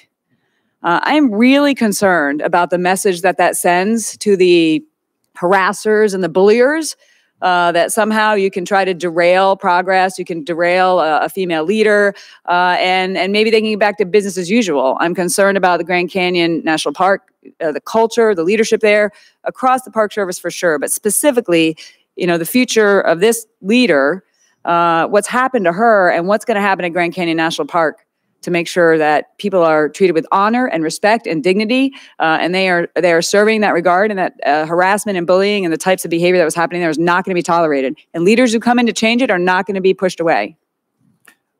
I really appreciate the question. First, on the personal side, I was very disappointed that she chose to resign. And I know that the deputy director of the Park Service was disappointed in that, and that's a personal choice. Let me tell you what we have done. We have dramatically revised our anti-harassment policy. Yeah. We have hired anti-harassment coordinators. We've reprioritized funding. I have basically required every single bureau to bring me an anti-harassment plan, handed that plan to experts, had the experts go through it, come back to me and tell me what needed to be tweaked, and then say, implement it and we're watching you. The IG, in about a month, will have a evaluation of that. And I imagine there'll be some, people doing better, some people doing worse. That park that you mentioned in particular, we're gonna have a good person there. Okay. And what I've told the management side is if they don't deal with these issues themselves, I'm dealing with the management. And because what really happens is these things just get shoved under the, they're shoved away because they're hard to work with. We've dramatically changed the way we handle personnel in the solicitor's office. Mm-hmm. And we're going after that. I cannot have an environment where I have to think that if Katie wanted to work my daughter wanted to work at the Park Service, that's threatening. Mm-hmm. That's like, it's unacceptable. Exactly. We're dealing with it. Well, I appreciate it. And look, policies matter, and I appreciate you bringing all that into order. But ultimately, this is about leadership, and it's about your managers up and down the chain. And I think the culture as well, and holding people accountable, and then making sure that you are training and promoting those who are the right leaders, and that you're holding your leadership accountable, like you've talked about. So I definitely want to follow up, and maybe we need to go visit, see what's going on up there. Let's do that. I'll invite you out. Let's do that together. I want to follow up also on water. Water is life in southwestern Arizona, and I know you've have a long and distinguished background in Western water issues, and we're dealing with a number of them, to include the DCP and other things. But I really appreciate this administration's strong commitment to Western water through the Drought Contingency Plan, the California Central Valley Water Memo, and just common sense regulations. Can you discuss plans for the upcoming year and how you'll keep focused on Western water issues? Well, I'll be very candid with you. I think we have the best commissioner for the Bureau of Reclamation in history. I agree. And so I don't have to worry when I go to bed at night at Interior. I don't worry a lot about water because Brenda has it under control. I have her back. I think she's doing, Brenda Berman is the commissioner. I think she's doing a tremendous job. Our Assistant Secretary, Tim Petty for Water and Science, is doing a tremendous job. I think we have a great team. We've just added Kyle Weaver. We're firing on all cylinders there. My job right now with Brenda is just to stay out of her way. Great. And Arizonan, I will note. Thank you, Madam Chairwoman. Appreciate it. Thank you, Senator. Senator King. Thank you, Madam Chair. First, Mr. Secretary Designate, I want to thank you for coming to Maine last week for visiting Acadia National Park, which is a beautiful place any time of year, for discussing with me the future of the Katahdin Woods Monument, for the commitment that you made to work with us on solidifying that, the future of that monument and the budgetary, the funds that are in the budget. So I appreciate that.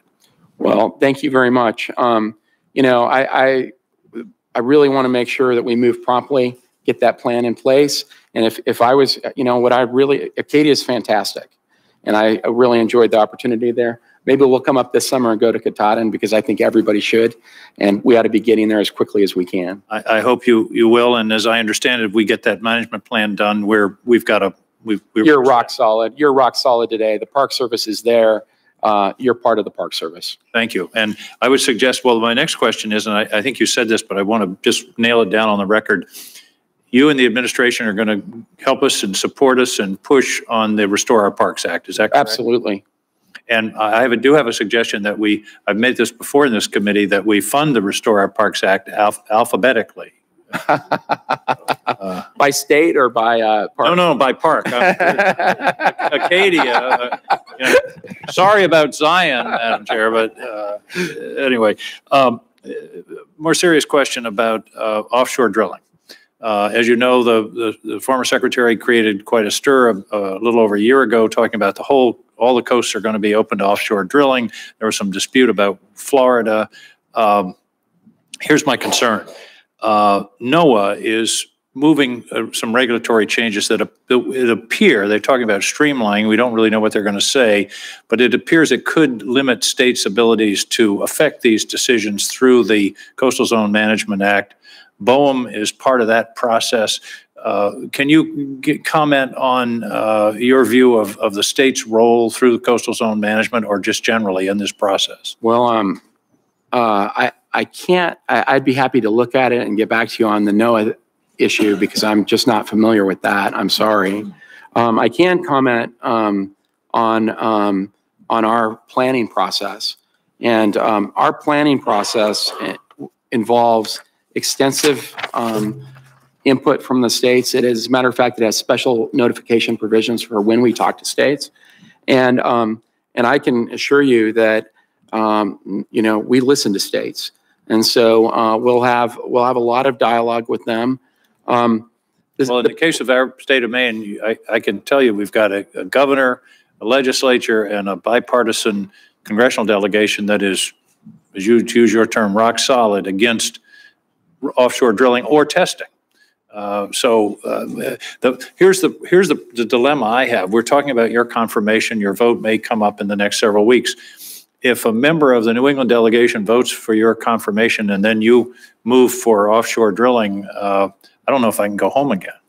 I completely appreciate that. You know, the dynamic I have here is the president issued a very clear executive order, and that order says do a review, and then it says give full consideration to including lease sales on an annual basis in each planning area. So, you know, we're at the very beginning of our process. We went out with a draft. We need to go out with a new proposal. And so I'm worried about the timing. I mean, this all started a year ago, and we were told there'd be a draft last fall, and we still haven't seen it. Well, I'd be very clear with you and say that I don't know what the timing is, because it's not done to a point where they've wanted to bring it to me yet. So I don't have it yet, but I don't think it's going to happen immediately, and I'm happy to work with people to figure that out. Do you think the position of the states, as expressed through their elected leadership, will be a significant consideration? Well, there's three factors that we have to look at under the law, and that is one big one. The entire planning process is supposed to do this: start out big and winnow down to an area that we have for our 5-year plan. And so we're at like step 1, not step 7. And so we just have to work through that process. Can I get your personal assurance here today that the position of the state, its congressional delegation, will be a major consideration in making this decision? Absolutely. It's required. Thank you. Thank you, Madam Chair. Thank you, Senator King. Senator Alexander. Thank you, Mr. Chairman. Mr. Bernhardt, welcome. You seem to be surviving your confirmation hearing pretty well. I noticed the question about even-handed treatment of different forms of energy. I wondered this. I noticed that the department fined the Exxon Corporation $7,000 a bird for migratory birds that were killed by exposure to hydrocarbons in the Midwest. I wonder if you're fining wind developers $7,000 a bird for birds, migratory birds killed by wind turbines, which could be also described as Cuisinarts in the sky. Yeah, so we've.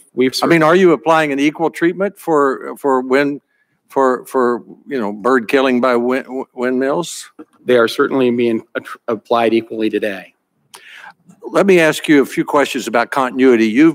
Secretary Zinke was a good friend of the Great Smoky Mountain National Park, which is your most visited park. It's up to 11.5 million visitors a year, partly because of the opening of the new Foothills Parkway.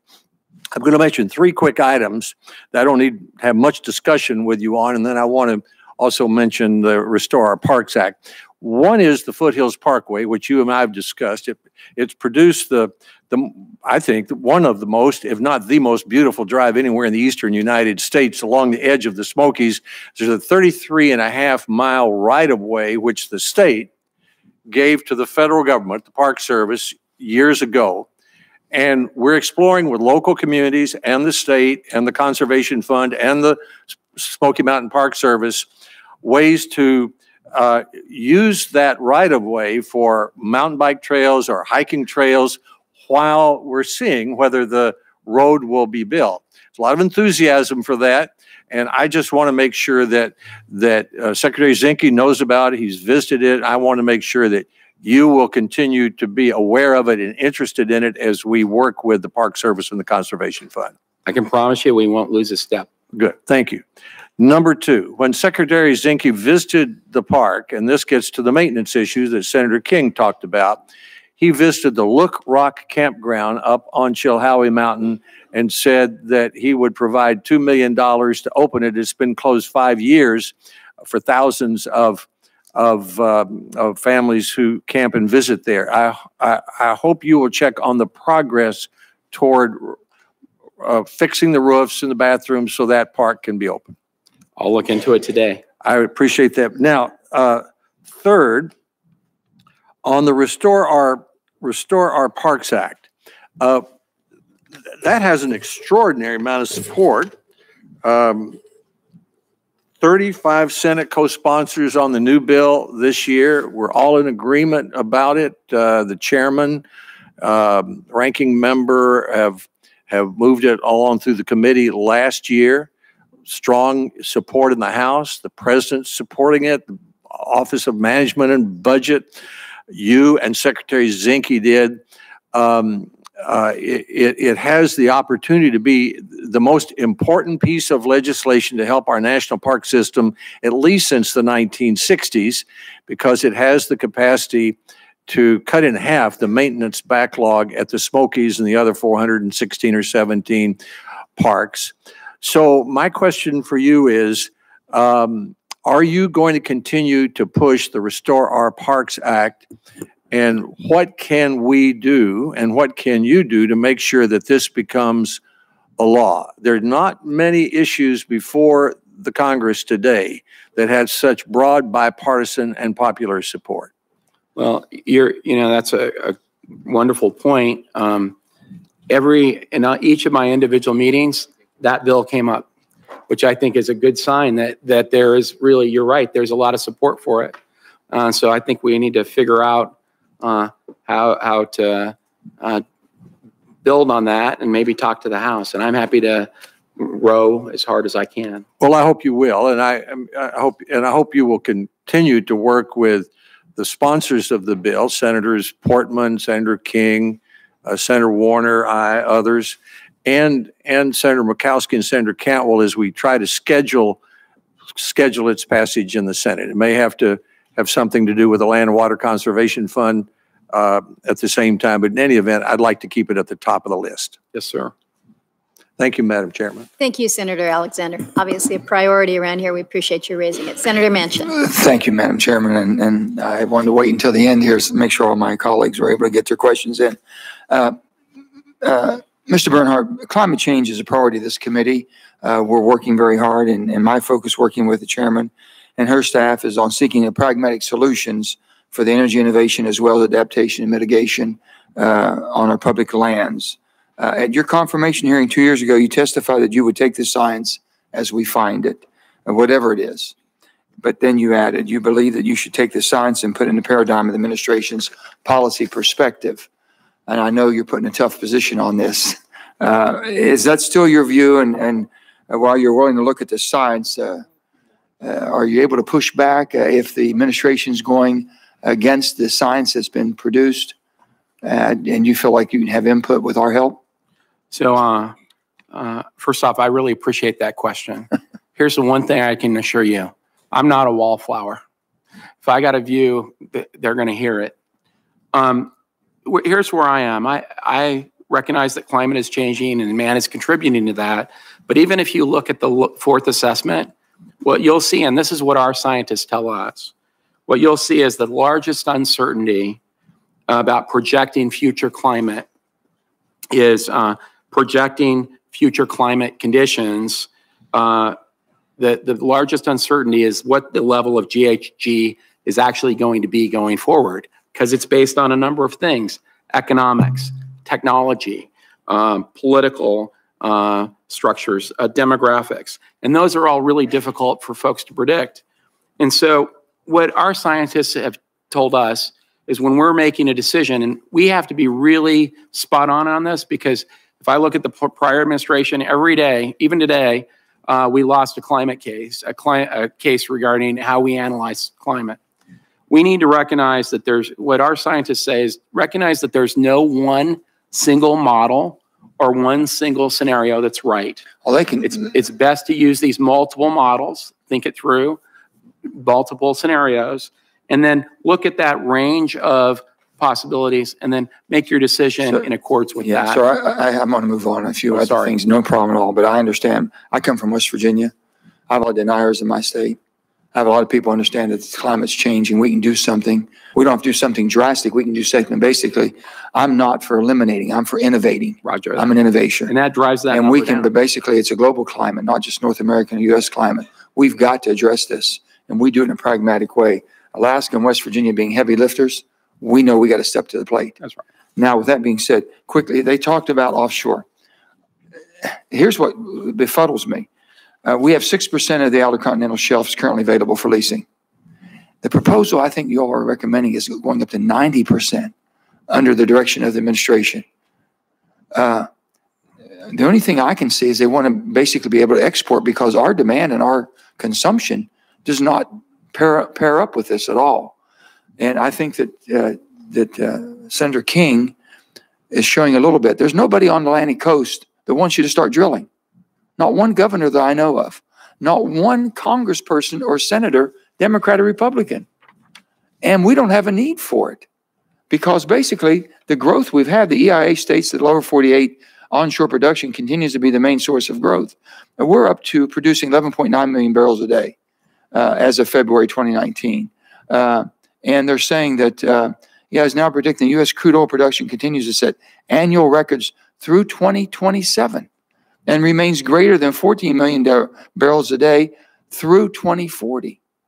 But yet the companies want to continue to go out there and start punching holes in the most drastic weather changes we have, which is Atlantic coast. So we're asking, sir, please work with the governors. Being a former governor, we have to answer to every one of our constituents every day, to all of our senators and congress people. This is really, really serious for all of us. I appreciate that, sir, and I commit to working with the governors on it. We're at the beginning of the process, and I don't think Secretary Zinke ever thought that the entire 90, everywhere would be ultimately leased. It would eventually be winnowed down. So I don't think he was thinking that, and so I think we'll work with you. I'm going to take liberty on a couple, Madam Chairman, if you allow me. Two things real quick. The AML, Abandoned Mine Land, has done so many good things in restoring back to, as I've said, we must lay the land better than we started. AML, we don't have anything in the Western. They do rock mining. They do hard rock mining. They just leave it helter-skelter. That's got to stop. They have got to be good. We have got to be good stewards and make them responsible. But AML is supposed to run out in 2021. I want to make sure that you feel strongly enough about that to support continuation of AML funds. We'll work with you on that. Okay. last, sir, I think you deserve a right to explain. I have a lot of my colleagues about recusal. Your recusal. I think you've been under recusal now it runs off this August. You might want to explain your thought process on recusal, how it affects your job and things of this sort, and what you think needs to be done there. And if they've been asking me to ask you, would you continue your recusal since you've had, so many of your clients are going to be working directly with this agency? Well, I really appreciate that question. I've had time to think about that question since we visited a little bit earlier in the week. And, my perspective is that in the 1990s, the Office of Government Ethics came up with the idea of a one-year period from the day you entered government till when you entered public service to ensure that there was no bias for your dealings on particular matters involving specific parties for that year, just to take away the appearance of impropriety or appearance of bias. And bias can go either way. Obviously, the prior administration extended that for certain things to 2 years. Some things were 1 year, but some things were 2. And the president kept it at 2 as well. And so I'm now at the point where in a few months, these recusals will run up for some things. Some things they've already run up. And, when I think about this, one of the things I really think about is that I have a very particular skill set, strength, creativity, judgment that I'm basically handcuffed and not in the game for the American people if I am recusing myself. And I don't think that is really the best strategy. So my view is follow that responsibility through the period of time and then get in and be on the American team and win for the American team. I'm actually pretty good at going up against these guys, and I don't have any problem with doing that. And so, I would say you want your A quarterback playing for your team. Thank you, Madam Chairman. Thank you for indulgence there. Thank you, Senator Manchin. Let's turn to Senator Barrasso. Thank you, Madam Chairman. Mr. Bernhardt, congratulations on your nomination. I really appreciated the opportunity to meet with you earlier this week to discuss your vision for the department under your leadership.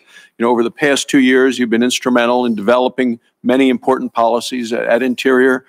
You've been a champion of American energy dominance, simplifying complex reviews that have caused analysis paralysis. Prior to that, you've developed policy that recognizes the need for responsible multiple use of our nation's public land. So I really look forward to more of this good work on your part in Interior's department in the future. In terms of communicating with Congress and the states during your nomination hearing for the current job you have in 2017, you emphasized your desire to work with stakeholders in developing policy, specifically identifying states and local communities as partners. Over the last couple of weeks, Interior has taken a number of actions that directly impact the way that states and state land managers will work with Interior and other agencies. So should you be confirmed, how are you going to make sure that you're communicating consistently with your state partners who are going to help you develop policies to address the real on-the-ground needs? Well, I'm reaching out to all of the governors. I've visited with all of them. And the one thing I will tell you, there's not a thing going out under my name going forward that folks don't know about before it goes out. The department has issued several critical pieces of guidance and rules that improve the management of federal land. I realize there's some discretion afforded to on-the-ground managers who implement the policies to ensure the policies are effective at the state and the local level. As Secretary, how will you communicate with BLM state directors and field office staff, because there's no BLM specific nominated and confirmed director right now, to ensure that they clearly understand the intent of the Washington office? Well, one of the things I've done is I've gone to the state directors' offices themselves. I've been to Wyoming's and told them what I thought our policy should be. And if we have a field office that's out of kilter, I'll have a discussion with them. I have no problem engaging directly to explain clearly where we need to go.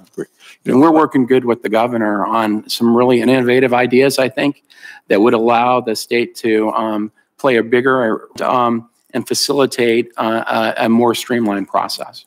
Former Secretary Zinke made commitments to me, to a number of other members of the House and the Senate, to take administrative action to lower the royalty rate on soda ash. The proposed rule hasn't moved forward yet.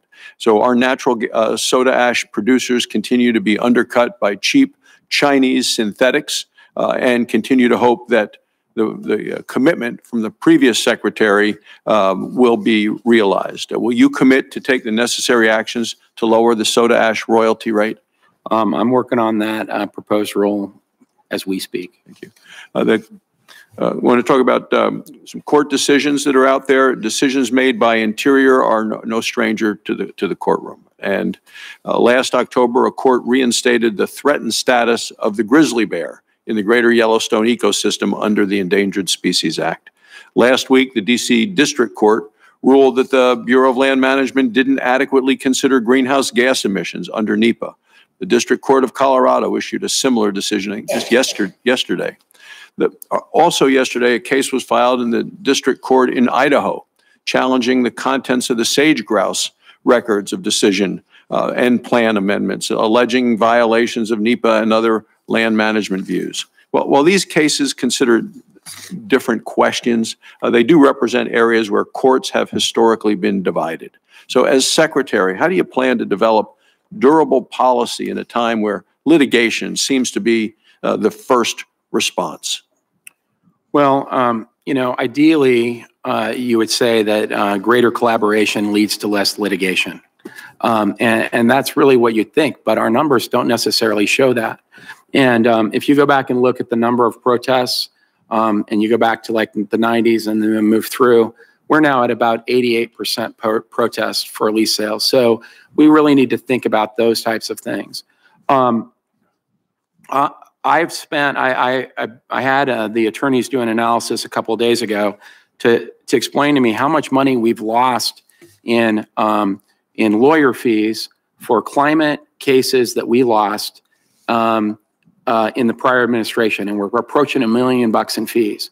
And so we have to do a really good job of articulating what exactly we're doing and how we're doing it, and recognize where the courts are so that we can beat it.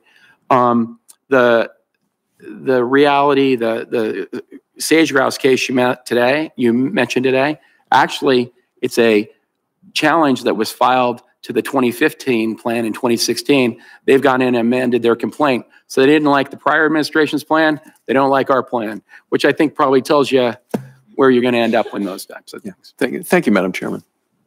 Thank you, Senator Barrasso. We're going to turn to Senator Hoeven, but I understand that you, Senator Lee, would like just a moment here. Yes, I'd like to offer for the record a letter signed by Scott De La Vega, who is the Department of the Interior's director of its Office of Ethics Compliance. Mr. De La Vega prepared an exhaustive report, quite lengthy, led by a 4-page letter in which he explains and concludes that the acting secretary's conduct has complied with all applicable laws, regulations, ethical rules, and other legal material that might be binding here. This is in response to a letter received from Senators Warren and Blumenthal, and I've reviewed this and conclude that it confirms what I know about this top quality nominee, who I know to be a man of upstanding character. I offer that for the record. Thank you, Senator Lee. That entire report will be included as part of the committee record, and we thank you for your review and its introduction. Let's turn to Senator Hoeven. Thank you, Madam Chairman. Thanks for holding the hearing. And Secretary Bernhardt, thanks for being here. Thanks for coming by and visiting with me, both now and previously, and for your service. We appreciate it very much. We have BLM lands, we have National Park, we have large Native population. We'd like you to come to North Dakota. So my first question is, would you come out to our great and beautiful state for a visit? Absolutely. Thank you.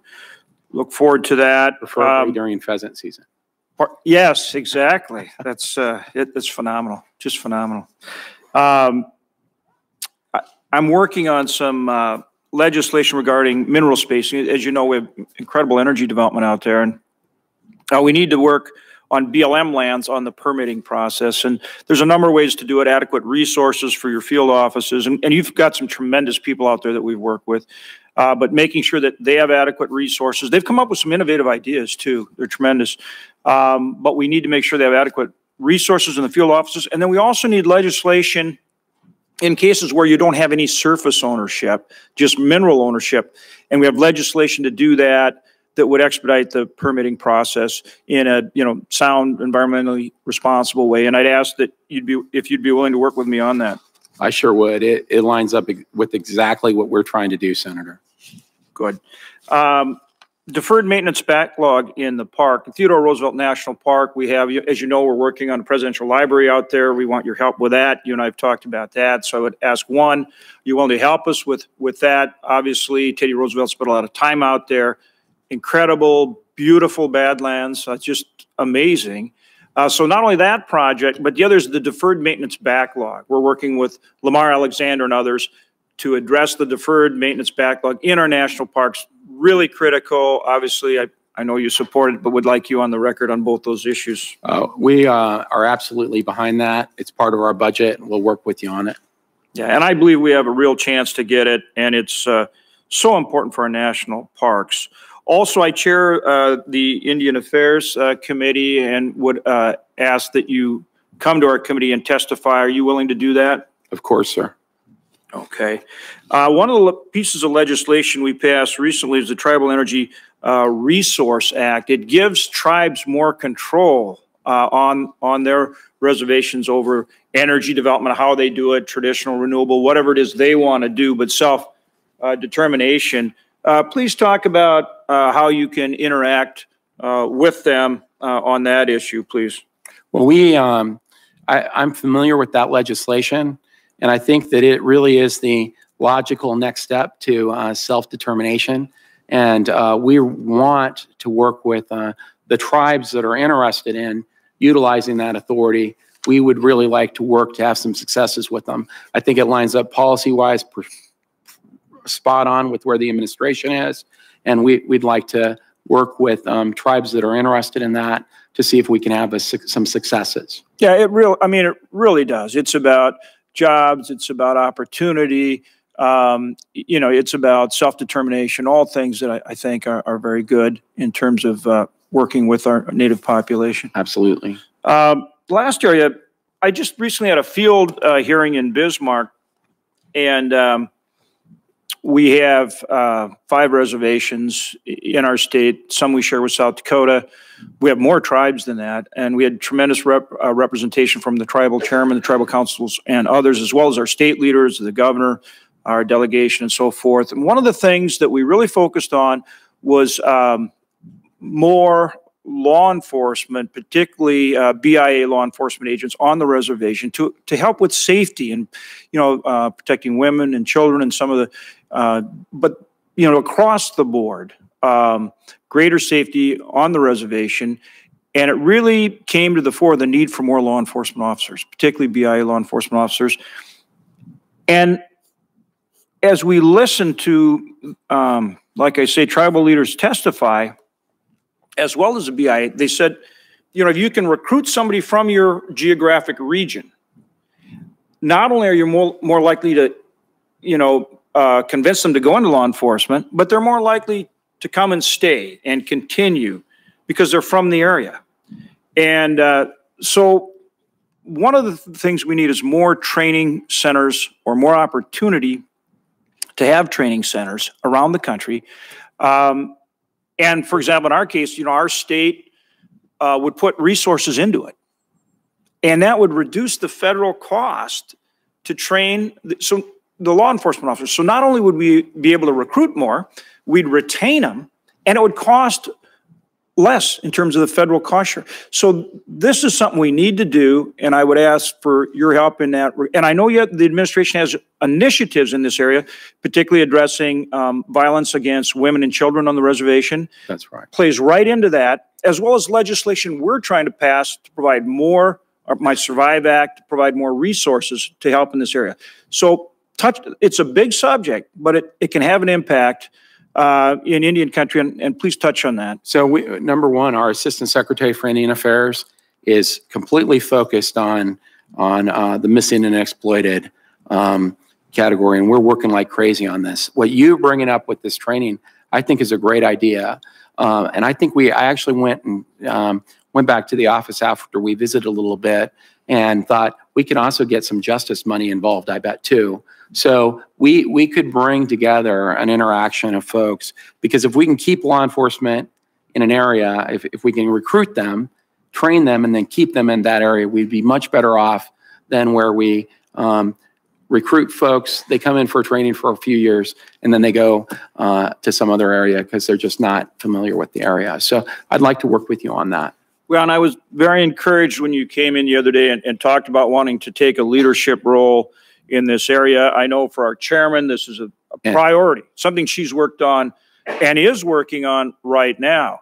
And it's not only the legislation that she's working on, it's bringing more resources through the Survive Act, it's the law enforcement piece, and for the administration's initiative, and for you to be willing to, take a lead role in this, I think you can really have an impact. And I think, we're really pushing it, and I think Tara's doing a great job, and I think we have a real opportunity to do something in this space that's unique, and it fits. So I want to work with you on that. And you. Thank you. Appreciate it. Thank you, Senator Hoeven. I appreciate you bringing that up because that is a significant issue, and I've had a level of engagement with the Assistant Secretary as well, and I'm very encouraged by the focus coming out of the administration and working with us on these matters. Long past time to address them. Well, I have just a couple more quick matters, and then we will wrap up. I appreciate your time this morning, Mr. Bernhardt, and the level and the detail to which you have responded to colleagues' questions here. It is greatly appreciated. Just very, very quickly here, I noted in my opening statement that you have received the endorsement of the Alaska Federation of Natives. I think that is significant, certainly considering, again, the very unique relationship between Alaska's tribes and the federal government, and through the Alaska Native Claims Settlement Act of 1971. We're coming up on our 50th anniversary here. But we recognize that many of the commitments that were made under ANCSA remain unfulfilled. That is something that we try to chip away at, but it's been frustrating at times as we felt that the pace has just been very, very slow. So just very briefly, your commitment to ensuring that the federal government's commitments to Alaska Natives under ANCSA will be met, and what you can do to ensure that we see more meaningful consultation with Native Americans, not only in Alaska, but around the country. This is an area of concern that I continue to hear. There's a level of inconsistency with what consultation is and does and means. Some agencies are better than others, but again, it's making sure that this is more than just a check the box exercise. So just very briefly, if you would, for that. Well, first off, and you're largely responsible for this, we have the best Indian Affairs hallway that we've had in a very long time. And Tara, John, Mark, it's an incredible group. They're talented. They're doing great things in the way they've separated BIA and BIA and BIE. So one of the things we're doing is making sure that the other agencies understand consultation a little better. Mm-hmm. But we are completely committed. I have an A team, and I'll do whatever they ask in terms of helping them. Well, I appreciate you giving them that latitude, that flexibility to really build this out, because I do believe you have extraordinary experts in place. And of course, in Alaska, we're very, very proud of Tara Sweeney and all that she is doing there. Within the lands package, there was a provision that we were able to include that we were very pleased that the president actually singled it out when we were there at the signing for the ceremony in the Oval Office, and this related to the Alaska Native veterans lands allotment. One of the provisions, again, that we looked to, we've been working on for decades, and finally, we will see an opportunity for those who served us in Vietnam to be able to receive their native allotments that they were unable to take opportunity while they were serving. And I think it's fair to say we've been kind of tempering the expectations because we know there is now a process that needs to unfold in order to implement that program. But I would ask you and your team there to be working aggressively to try to advance implementation with regards to the native allotments. It has been a long time in coming, and I think it's a fair statement to say that many who have been waiting are anxious and eager to understand what their next steps will be. So I'd like your commitment to be working on that. Absolutely. It did not go unnoticed to me that the president specifically mentioned that. Yeah. We just formed yesterday this task force for implementation. I'll sit down with Joe, the Assistant Secretary for Land and Minerals. We'll figure out what we need to do and we'll move toot sweet. One of the task force's jobs is to come back to me in 30 days with the schedule. Mm-hmm. So I'll work on that and the Assistant Secretary will, and we'll get back to you. Great. I appreciate that as well. That was one of those, that was another initiative that Secretary Zinke singled out and said, we have to make some headway on that. And working with him, working with Senator Sullivan and you on this and the others, it is greatly appreciated. Finally, I just want to make sure that we've clarified for the record here some of the issues that were raised earlier by a couple of colleagues. And I appreciate that there was some hard questions for you here, but it must be exceptionally hard to sit in a committee, to sit where you are, and to have it not only be suggested, but to be stated that you have lied. That is very difficult. I think it is unnecessary. We can take hard questions around here, but I want to make sure that you have an opportunity, a final opportunity, to just provide very clearly, because it's my understanding that the Office of Government Ethics has completed the review process for your nomination and found you to be in good standing. Is that a correct statement? That is correct. It's also my understanding that Interior's designated agency ethics official has determined that you will, and this is in quotes, be in compliance with the conflicts of interest laws and regulations that will apply if you're confirmed as secretary. Is that also correct? That is correct. So I am very satisfied with these answers, but is there anything else that you would like to add for the record this morning to any concerns that were raised or statements made by members that you believe deserve a response? Well, I certainly didn't lie to the senator. Thank you. Thank you. Mr. Bernhardt, thank you for being here this morning. Thank you for your willingness to serve. Thank you to your family who are there to back you. I, again, appreciate all that you have done prior to this time in giving guidance, giving counsel, and truly helping us move in a direction that is positive for this country. I look forward to a rapid confirmation through the process and to see you put in full capacity as Secretary of the Interior. With that, the committee stands adjourned. Thank you.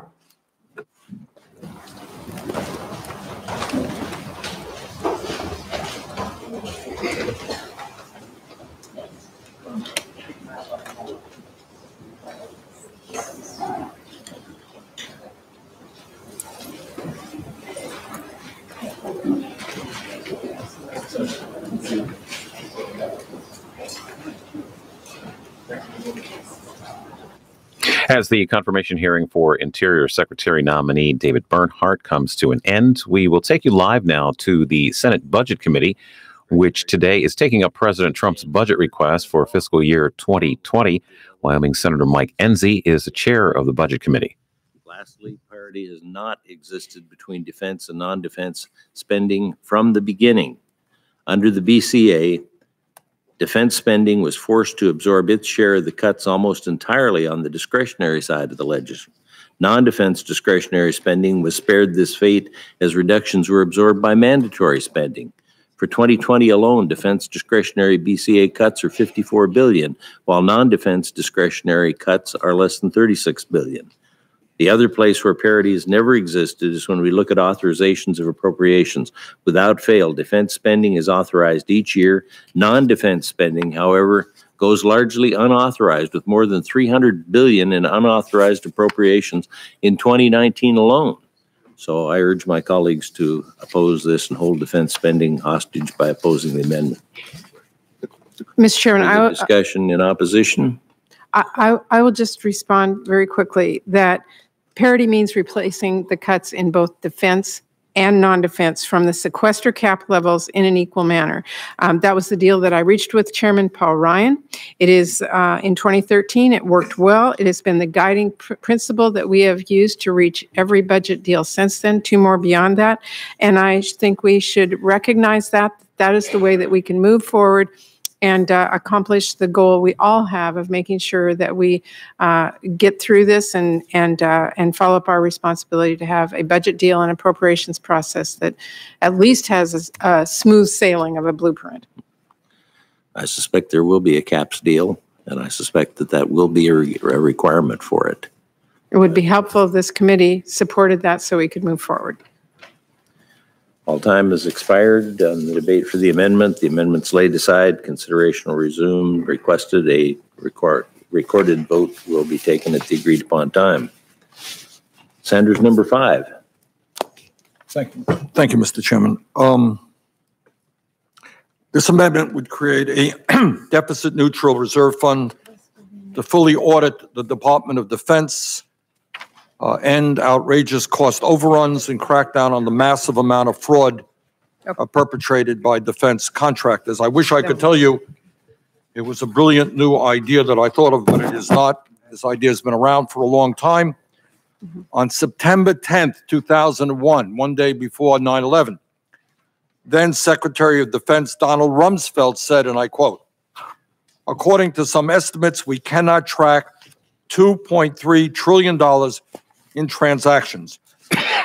We cannot share information from floor to floor in this building, the Pentagon, because it's stored on dozens of technological systems that are inaccessible or incompatible," end of quote.